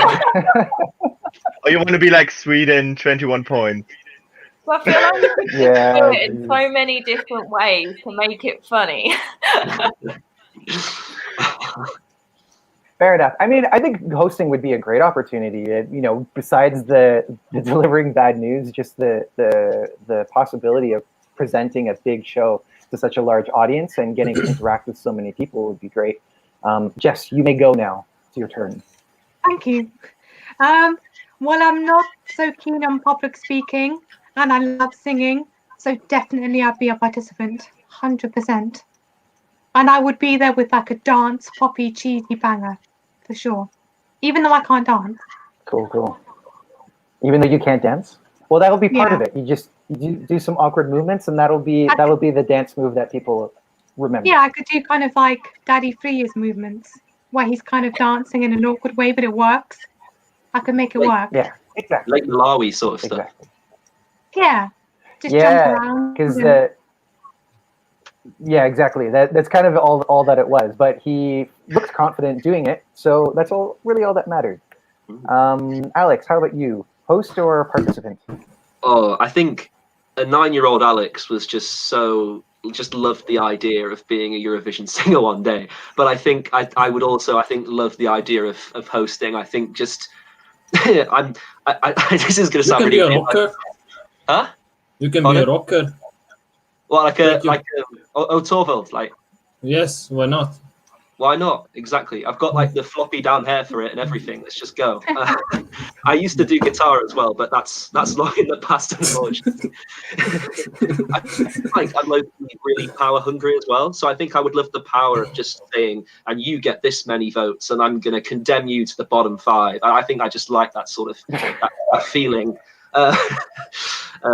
I don't know. Maybe I can do a Mons and like win 1 year and then come back and host it. I was just about to say the exact thing. So that's what you would do, Dominic? Yeah, exact same thing. Mons did it the right way. What kind of song would you bring as a participant? Probably a ballad like Vox and stuff. Yeah, cool. so not like dancey stuff. I wouldn't be one of them. Or maybe like Loic, because Loic is like on top for me. But unfortunately, I don't have the voice like Loic, so maybe not. Well, you did do a fair amount of singing recently for the videos that we made, which I really appreciated. I really liked that. Thank you. We didn't see that from every member, so. You guys didn't see all of them, but for every song that he chose as a qualifier, he sang a little line from it, which I thought was really nice. And you've got a pretty good voice, I would say. Thank you. Alvis, tell us, host or participant? With a true Latvian fashion, like we didn't qualify for 6 years at least, I pretty much certain that we choose better hosting, because we still don't know how to use money properly. Okay. So I'm going with the Latvian flag here, obviously, and hosting in Riga. All right. I'm pretty sure you would steal the show just as you do with us. Of course. We have some other great questions. Sorry, guys, just bear with me. Which music video from 2020 did you guys like the most? I think Andy's coming back. Oh, no? Oh, there he is. Bulgaria. Are you taking over now? We've got more people knocking at the door. Okay. So, Alex, we're going to say goodbye to you because we're going to let in Christopher. Will there be any females? Yes. Because we need equality. Try to understand, we need our equality. You've already got one. Like down it's there not enough. Somewhere. It's not enough. Yes, we got Estonian, but we need the other girls. Albus, you're such a mood. Yes. Alex, thank you so much. Thank you for having me. God bless, guys. Have a really good night, and I'll chat to you guys. God bless you. See you later. You as well. Thank you so much. Bye. Bye. And hello to Christopher. Sorry, Alvis, it's another guy. Another German. Yes, Deutschland. Yay. Deutschland. Sprechen Sie Deutsch? But I'll tell you what. Ja, ein wenig. Ja. Ein wenig. Nur ein ganz bisschen, aber wirklich nur so. Yes. Sure, you were asking a question. I can't remember what you were asking. We were asking. Well, I mean, before we get to that, maybe we should just ask Chris what did you think of the show? What were your thoughts? I liked it a lot. I was watching the German show first, and then we were watching the Shine a Light show, and I love both, of course. Everything which has Eurovision inside, I love.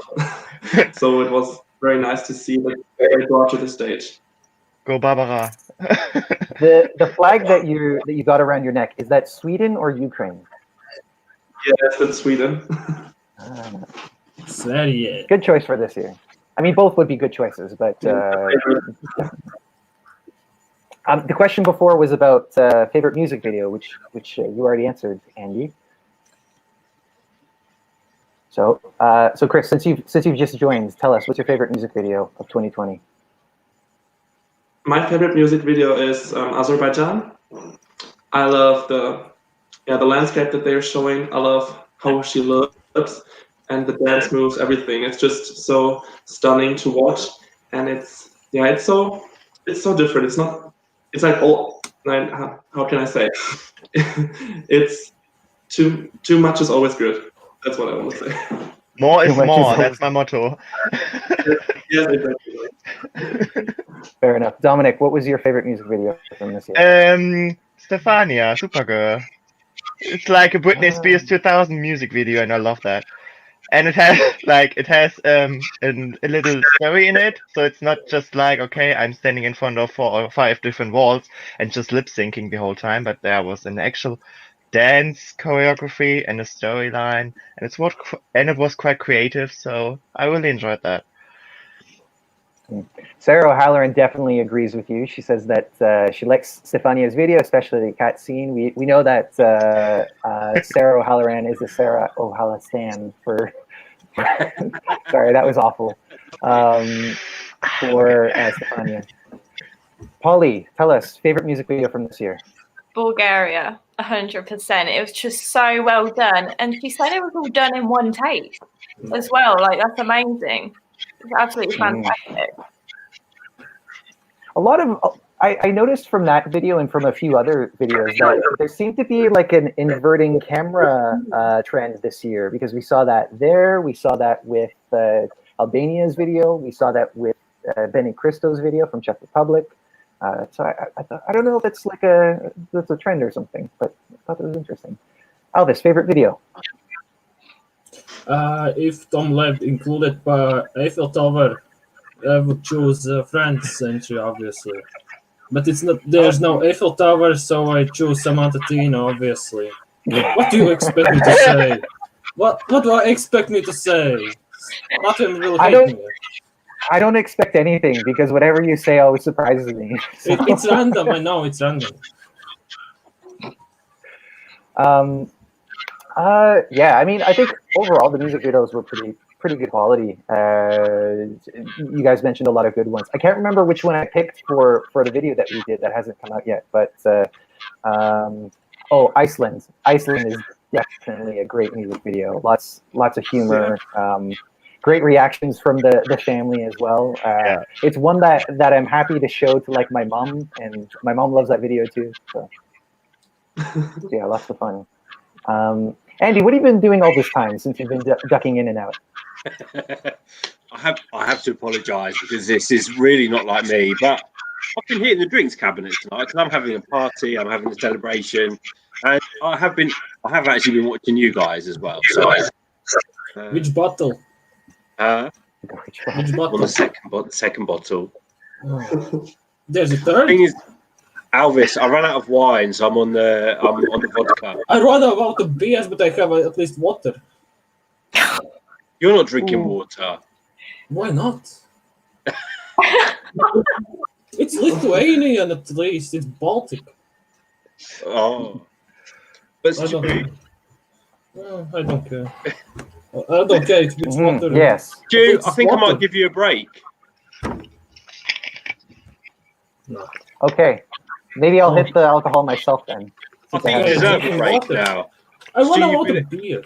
It feels like you've been on for about 2 hours, so thank you so much for taking. Thank you guys. Hope you guys enjoy the night. See you later, Stu. And we're going to welcome Twan back. Hey, Twan. Hey, guys. Hi. Still got my flags with me. Irish. Very Irish. You're looking very Irish. It's Italian. Yeah, we need to ask. See, it's very Italian. We need to ask Twan, what is behind? Is it the Irish flag or the Italian flag? It's Italian, and behind me is the Netherlands and Ukraine. It does look Irish in the camera. Yeah, in this light it does look Irish. Yeah. All right, okay. So you're a Diodato fan. Diodato. Yes. So, guys, we've been talking all night about Europe shine a light. I want to know, I'm going to put you on the spot, what are your hopes for Eurovision 2021? Oh, I don't know. I think the concept that they had with what I was expecting for this year is kind of what I'm hoping for 2021, like the stage. I don't know if they're going to keep it. In the teaser video, they said we will open up to Eurovision 2021, so I suppose they will keep the slogan. So I think it will be quite similar to what they had for 2020. Yeah, Chris? I would love to see it also. I would definitely want to see the hosts next year. And I think the concept was great, so I hope they will keep it. Holly? I'd love James Newman to stay for the UK in 2021 and hopefully bring us a good job as well. I can hear a bit of feedback. I don't know if that's you, Chris, because you've just come in. Have you got headphones? Sorry? Have you got headphones, Chris? Yeah, but I have to go downstairs for that. Oh no, don't worry about it. It's it might be me. I don't know. Dom. I hear it also. I'm not sure. Dom, hopes for 2021. First of all, that it actually takes place, and then yeah, they should keep the concept. I really liked it because it was like very innovative, especially like the symbol, because you don't really recognize what it is in the first place, and then you get the explanation like, okay, it's about the countries debuting, I think. So that was really nice idea, and I also like the slogan. So they put so much effort in it. Why should they change that? So yeah. Right, go. I literally can't wait. Alvis, you've been killing me all night. Biggest question is, will Azerbaijan be Egypt again? Next question is, will Andorra finally come back and win it? That's They important. won't. They won't. Why not? Why not? Because they it's are small. Andorra. Why not? Alvis, San Marino can qualify. Well, they can qualify. They showed us that last year. Yeah. So what, Alvis? Hope some smaller countries will come back at least. At Yeah. least Andorra, Luxembourg. Luxembourg, especially. Oh, I would love to see Luxembourg back. I want to see Andorra next year. And they're already confirmed they wouldn't come back, so that's sad. Sad. Very sad. Who knows what will happen next year? Maybe there'll be some countries that don't come back. Maybe there'll be new ones that do come back. Anyway, guys, cheers to you all because we're having a Eurovision celebration. So, what are you all drinking? Voda. Rosé. Voda, very fresh. For some reason, I don't believe Alvis, but anyway. It's water. It's still, at least it's still water from Lithuania. I'm not sure if I trust a Latvian drinking out of a water bottle. I automatically assume it's Why not? It's vodka. Why not? We are so suspicious. But guys, we're having a celebration tonight. I want to know, what is your favourite Eurovision moment ever? So it can be a personal one. It can be something that you've watched. Epic sax guy. Oh yes. Just so Look at good, that. honestly. Out of nowhere, saxophone. I love it. But he was honoured tonight. Yeah, it was amazing.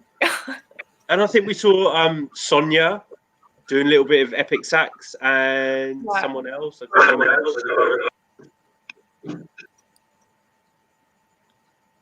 Alvis, come on, your Eurovision moment. If it's serious, then all Baltics qualifying for the first time until 2015. Well deserved. Okay. Well deserved. Yeah. Go on, Dom. Of course, Lena's victory, 2010, which is actually right now broadcasting in German television, like ESC 2010, which is hilarious. I love that.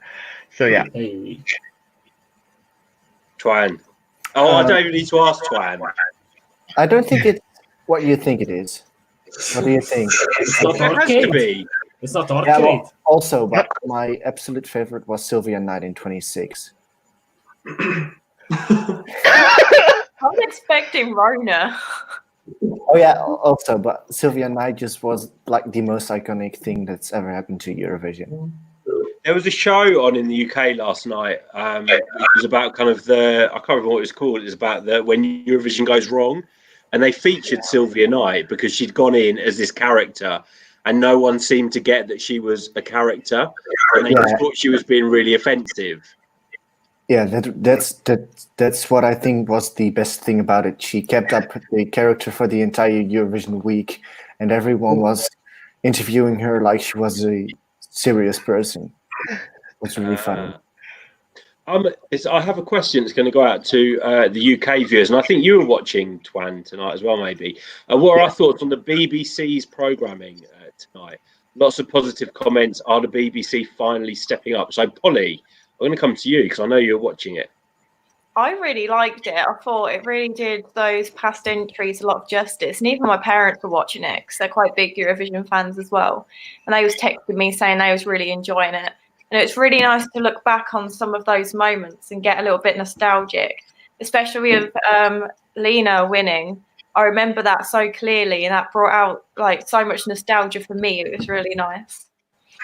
I actually missed who won tonight. Who won the vote? It was ABBA. ABBA. Oh, of course. Obviously. Twan, were you watching the BBC show? Yeah, I watched Pointless, and then I watched a bit of the Come Together, and then I switched to the German show. And what did you think of the BBC show? I think they really put in an effort, and I think the BBC is definitely stepping up their game with Eurovision. I always say I think this year was a learning curve for the BBC. I'm not quite sure what Alvis is doing. I think this year was a learning curve for the BBC. I think they've kind of tested the waters with James Newman's song. I'm not quite sure. I've heard that he might be coming back for next year, but I'm not sure if it's been 100% confirmed or not. Polly There's might know. rumors, I suppose. I Yeah. don't think it's sort of been. I've seen speculation on Twitter saying it's going to be confirmed very soon, but it's not. It's like unofficially official. I heard like some ITV or some other channel news said it. Yeah, and Graham Norton was sort of hinting towards it. I felt tonight he was saying, "Oh, maybe next year," like to James himself. So I thought maybe that's a kind of hint to us that there could be an announcement soon. But they should keep him. Definitely. He's really good. Yeah, I mean, I'd love to see all the singers back from this year. You know, he's got a great voice and he's got a great songwriting pedigree as well. So I think he would be able to come up with something better than My Last Breath for next year. And the interesting thing is that he's got to kind of experience Eurovision 2020. He's got to experience the songs that people have really been hyping. So I think he'll be able to build on that. Chris, I have to ask you: were you a My Last Breath fan? Yes, I was. I liked it very much. I think that was one of the best UK songs in the ever for me. Actually, I really loved it. Alvis, go on. Is this James Newman Last Breath? Yeah. Not good, but not bad. It's okay, at least in the final. Wow. Well, be happy. The song's not that bad. Better than previous songs, at least. It was. Dom. I'm not hating it. It was a good song. No, honestly, I prefer Bigger Than confusing my Us. words. Sorry, my apologies. Yeah, Bigger Than Us. Eastern dialect. I'm always worried about the UK because sometimes they really send great songs. Like Lucy Jones was so amazing. I loved her, and she was like 19, 18. So if even her perfect performance can achieve a better place, I can't see anything higher than this, and I'm pretty sure My Last Breath would have been bottom 5 as well. But I don't think it would be deserved because I like the song. It's not in my top 10 or something, but I really liked it. So yeah. I think actually that Lucy Jones was overhyped. The song was so basic, and just because of the performance, she ended up 15th. That was the only reason. No, actually, I preferred the original version from the national final, the laid back one. That was the better one. Yeah, so did I. Yeah, but the revamp was also good. It was different, but it wasn't bad or something. So yeah. Well, Connor Wells thinks that the year off will actually help the UK in the long term. I agree with you, Connor, actually. I think the BBC is still learning a lot about Eurovision in the current age. And I think the year off, I hope James Newman comes back, and I hope he will. I think he will come back with something even better than My Last Breath. It was, it was a good entry. I was proud of the entry that the UK were sending this year. Paolo, you're saying you hope you can go to Eurovision next year. It looks like so much fun to be in the audience. Yes, I can vouch for that. Let's have a look. We've got Euroboy 4 says Greek TV is showing Het Grote Song Festival Fiest. How did I? Was that all right? Close enough. Het Grote Songfestival Feest. What? Apologies. Whatever he says. Sorry. Jess is saying one of your favorite Eurovision moments was being live in the arena in 2010. You were only 19 and it was your first Eurovision live. There we go. So guys, there's someone knocking on the door. So Dom, I think we're going to be saying goodbye to you for now. Yeah. See ya. Thank you so much for joining the party tonight, have fun. and we'll see you very soon. See ya. See ya. See ya. Bye bye. Guys, look who's back. It's Rafi. Yeah. Hello. How you doing?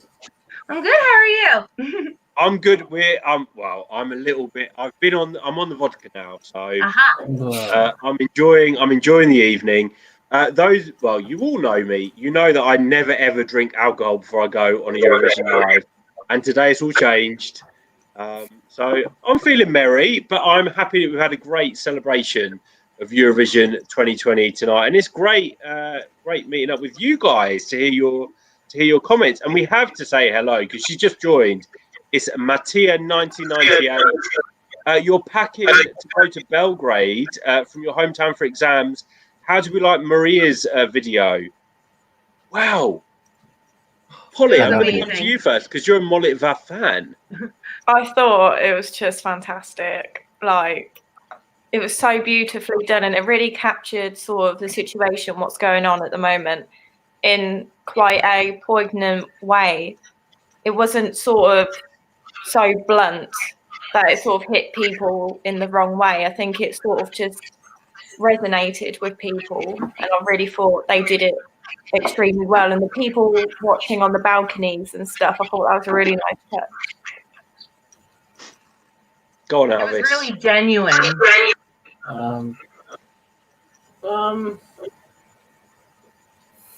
I still prefer Verka.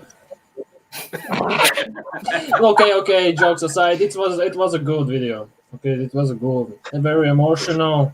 I drank too much beer, so I couldn't get any emotional. Rafi, go on.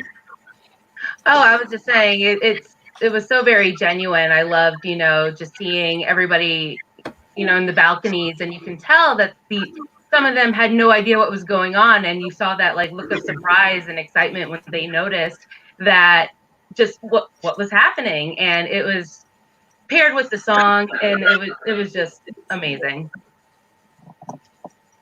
Go on, Twan.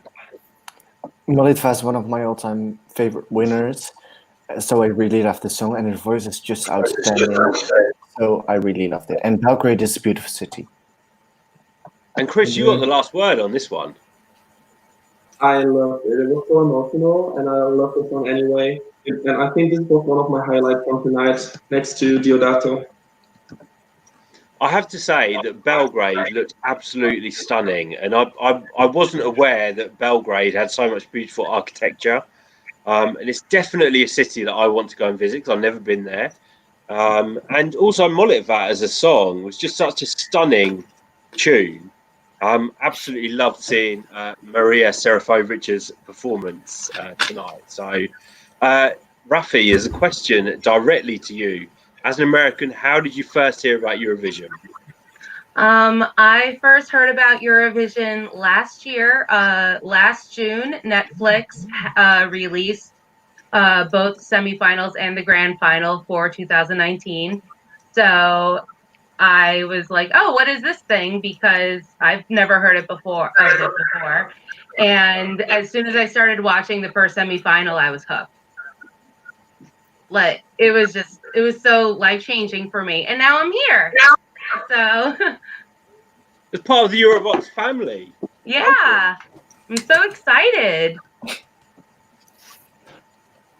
I love the fact that I love meeting people from outside of the kind of Eurovision country bubble that love Eurovision. I'm always fascinated to hear kind of how you discovered it, or why you like it so much. And I think you've hit on the fact that there's so many cultures involved in Eurovision. It is like a journey through Europe. It's amazing. But I'm going to ask the other guys, why do you love Eurovision? I don't even think I've asked you this before.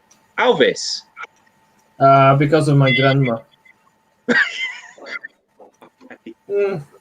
There's no other explanation. When I was little, my grandma celebrates her birthday exactly the time when it's semi-final 1 and semi-final 2. So basically, when I was little, like every year, went to my grandma and watch Eurovision as a kid. So Chris. I love Eurovision because first I love music, and second I love to see all different cultures and countries come together in one place, and it's just such a happy and peaceful evening where everyone is together, and that's why I love it so much. Chris, I also have to say, I love your jacket tonight. Thank you. You look stunning. He does. Thank you. Twan. Honestly, I think that's one of those questions I just don't have an answer for. I just don't know why I love it so much. I just do. All right, go on, Polly. If it's to do with Estonia, you have to come with another answer. No, I sort of grew up watching it from as far as I can remember. The earliest I can remember was I was 6 years old, and that's when Lordi won. And we watch it as like a family event every single year. Yeah, that makes me feel so old. You were 6 when Lordi won. I think I was about 35. Great choice. The day I was born was when Denmark won in 2000. Oh, really? Chris, Samantha Tina would love your jacket. Samantha Tina would approve your jacket. Always Sure. visit me to get the jacket.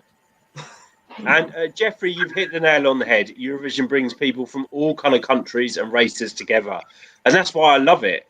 We're Can gonna I backtrack on that real quick? Yes, of course. So one of the things that really drew me to continue with Eurovision and what made me such a big fan is that, there's so much conflict in the world, and Eurovision is just this great event where all the countries come together.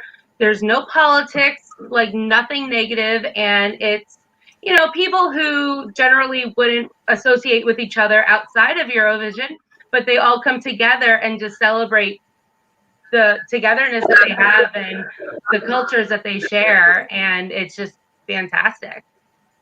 But that's the thing, Eurovision does bring people together. Like I would never have met you guys if it wasn't for Eurovision. I've made so many great friends. I've learned about so many different cultures. I've tried to learn so many different languages, but I haven't quite got there. But it's just such a special thing. And I've been watching Eurovision since I was 10. And it's, that was only about 9 years ago. But it's something that's always been part of my life, and it's always been there every single year.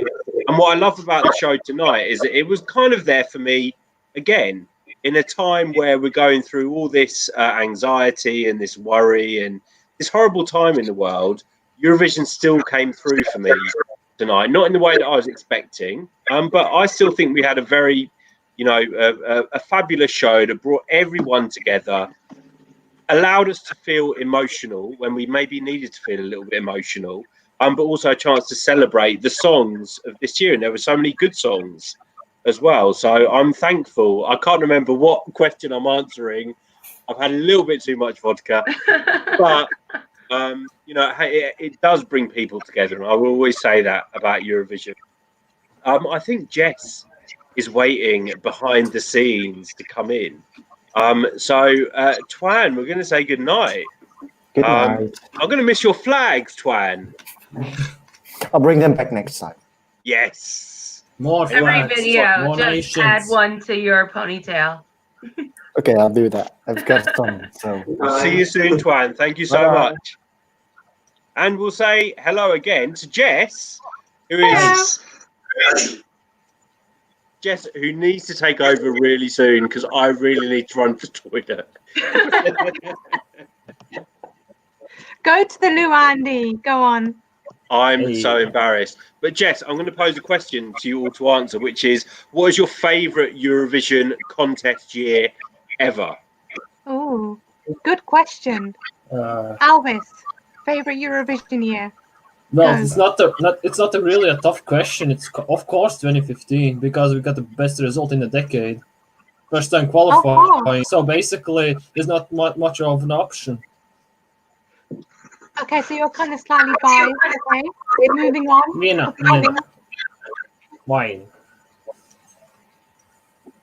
Favorite Eurovision year, Polly? Definitely 2016. We God got damn it. blessed with Sergei, Okay. of course. Oh yeah, He is a beautiful man. indeed. Rafi, have you seen any Eurovisions except for last year? I have. I've been making my way back. So aside from this year, I really do like this year. I love all the songs. But another one that really stands out to me is 2017. I think there were a lot of really great songs that year, and I'm a huge Francesco Gabbani fan. You'll see a theme with me and Italian singers, but I love his song from that year as well. So It was a good song. 2017. Yeah, and Chris, do you have a favorite Eurovision year? I have to complete the line. Like Alvis said 2015, Polly said Hey. 2016. I said 2017. I say 2018. I like that year too. Andy, favorite Eurovision year? 2018, I will always say it was such a special year for me. And you know why, Jess, because it was our first Eurovision together. We were in Lisbon. It was such a special contest. I got to meet Ugenbush Pepper, which is like, I was such a fanboy over him. I love the fact that they put on a contest with no LEDs, and there was so much negativity about that before the contest, and Lisbon just showed that you don't need LEDs to throw a fantastic contest. And it was a great year for music as well. We had so many great songs. My favourite was Albania. We had Portugal in there, which should never have come last. That was like a crime, a Eurovision crime. But yeah, just such a great year. And I have to say that the host Portugal, the Portuguese people that we met while we were there, were just fantastic. And it was about time that Portugal got to host a Eurovision. I know. Like 60 years for the first time. It probably was 60 years. Bloody hell. Clavs is saying 1992 is your favourite when Ireland won, with the song named by a question you ask yourself every day. I'm not a Wiley fan though. I'll be totally honest with you. Sarah O'Halloran is saying your favourite year was 2019. Let's have a look. Lisa, and you're saying 95 and 96 are your favourite years. So many great songs, and you're 39 soon. Well, happy birthday for when you're 39, Lisa. I want to know, what were your favourite songs from 95 and 96? Paolo is saying Lisbon 2018 was your favourite. Great songs, exciting results, and excellently staged. Yes, I agree. Guys, I'm going to head back to 2018. What were your favourite songs from that year? I loved Moldova's song, Doridos, My Lucky Day. And of course, the queen of Eurovision, Eleni Ferreira. Yes. Which should have won, by the way. Just saying. Rafi. I really love Higher Ground. Performance was It was my spectacular. favorite. So great. And I also really liked Forever. I prefer the studio recording to the actual performance, but it's a really great song as well. Alvis. About Moldova, at least Stylist was very good for them. Very colorful costumes. My favorite was the vampire one with Melovin. Oh, I love that one. Which was very underrated by the series. It's Can I because say last place, really? Melovin was so low because of blocking Russia politics. Judges too much judged him. Okay, Polly. My winner that year was Finland, Sara Alto. But I also loved Moldova and Ukraine. They were my favourites as well. Hey. All right, go on, Chris. You got the last word. My winner was Eleni, but I have to mention also Melovin and Sara Alto as well. I have to say, I was really surprised by Melovin's placement in 2018 because I actually thought that song was a possible top 10. Why do you think it didn't come? Was it the staging? Was it maybe a little bit too weird for people? I mean, it could be the fact that he was performing first on stage and that maybe by the end it kind of got a bit forgotten. But then in terms of the staging, I think it was quite memorable because, I mean, he's literally in a like a piano coffin. Like, who could forget a piano coffin? I mean, come on. $20,000 probably.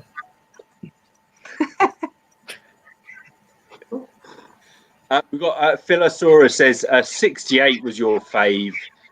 You're not a dinosaur, Philosaurus. Well, your name is Philosaurus, so you're kind of a dinosaur. What was your favourite from 68, Phil? We would love to know. I reacted to some Eurovision winners, and that was a year of La La La, wasn't it?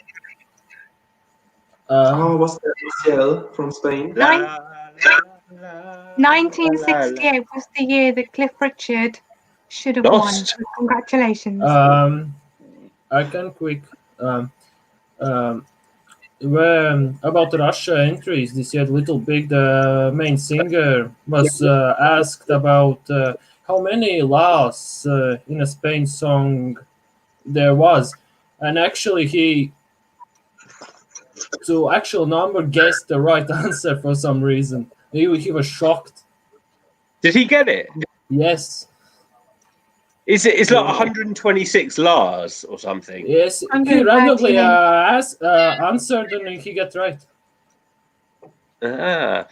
Rodrigo Raab, you're saying 2014 is your favourite year. You loved the stage. Well, the stage in 2014 was stunning. It was when we had Austria and we had all those kind of, I'm going to call them pipes, but it was like loads of pipes that made up the surround of the stage. Do you guys remember that? Yes. Yeah. I think I remember it. It was like these big, long circle things that were kind of coming out. 180 degrees. Oh, yeah, I do remember. 180 degrees. Like, I remember that being the year when we had really good, like, over audience graphics as well, because that kind of became a thing. I know in was it Germany when we had like the graphics over the audience. But I just remember seeing the stage in 2014 and thinking, wow, it's like moved on a level. And it's going to be a lot more difficult for countries to kind of beat that staging. And of course, we had Conchita, which is like a legendary Eurovision winner. Winner, yes. Thoughts on 2014, guys? Such a strong year. Yeah. I haven't seen it. I can't even remember what songs were in 2014. Postcards very good. I love them. You had the Common Linette, Sana Nielsen. Yes, they were You had amazing. the twins from Russia, Miracle from Romania, Ruth Lorenzo. Ruth Lorenzo. Jess, you're like a Eurovision encyclopedia. It's like my mind is filled with all these random facts and figures that are never going to help me in life. But all the important stuff in life, I never remember. Denmark at least got the cliche song. Oh, that was great. Exactly. Which one was that? Bruno Mars one. I love you. Another cliche. That guy was really Bruno Mars like. Yes, it was. I remember that so well. Audience at least sang to it. And 2014 was the year of Common Linnets as well. And I remember watching that performance. Common Linnets was probably my winner that year, I would say. But Conchita was, Conchita was amazing as well. But the Common Linnets split up not long after that performance, I think. Yeah. Sadly. I think Ilse continued the band on by herself and had other kind of guest singers, but Ilse and Waylon didn't exist for much longer. And we have to say as well, we saw Ilse tonight performing the duet with Michael Schulte, which was Ein bisschen Frieden by Nicole from 1982. Is that right, Chris? Yeah, too. Yeah. What a stunning performance of that song. Sometimes it's really hard to bring an older song and make a modern version of it. And I think they nailed it on the head. Chris, you must have been so proud to have seen that tonight. Yes, I was. They were so good together, and everything Michael Schulte does is amazing. And yeah, I like the Dutch accent from Ilse, what she was saying, like, because we say ein bisschen and she was like ein bisschen. That was cute. And the stage was beautiful. Yeah, it was. They weren't like, and they were socially distancing as well, which I love. I was kind of wondering how Ben and Twan weren't socially distancing tonight, so I'm hoping that they live together. And it also looked like they were in London tonight. I don't know if anyone else clocked that. I have to watch it back. I don't remember. I was looking at the scenery and I thought you're not in Denmark. You're in London. Ben and Tan actually were in Germany tonight. Oh, was it Germany? They were live in our show. Yeah. Shame on me. Jess, apparently you look like the female version of Timur. The female version of Timur. I actually saw Timur when I was in Georgia for Junior Eurovision. That one blonde guy, I remember, yes. The tallest one. There were only two guys hosting. Which one? Sarah Halloran wants to know our favourite Junior Eurovision contest. So I'm going to jump in and say it was last year because it was the first one I went to. Jess. My personal favourite is 2014, just because like the songs that year were so good, the hosting, like the contest, just in general, everything about it was so good. In my opinion. Had Bulgaria and Italy that year, which were two fantastic Junior Eurovision songs. I don't know who else here watches Junior Eurovision. The first one I watched was last year, so I'd have to say that one. Last year. 2018 was also really good as well. It was a good contest. Last year in 2018 also. Yeah. Emo, You Love Me Dancing. Oh, Vivo Cantando. Oh, I love that song. I did a reaction to that song and it just makes you want to move. Loved it. Can't wait to do a full reaction to that song. But guys, we've had a Eurovision celebration tonight. We're going to wrap it up now because I think it's time for me to go to bed. I'm going to say cheers to you all. Cheers. We've done like a marathon live tonight, which has been amazing. Guys, I love you all. Thank you so much for being part of Eurovision 2020 with the Eurovoxx team. And we will we'll be back for Eurovision 2021, which is going to be in Rotterdam in the Netherlands. and I can't wait. So, guys, I'm going to say cheers. Cheers. And Cheers. peace out, and everyone stay safe. Wash your hands, stay safe, and be kind to one another. Absolutely. Otherwise, until next time, we'll see you soon, guys. Bye. Bye.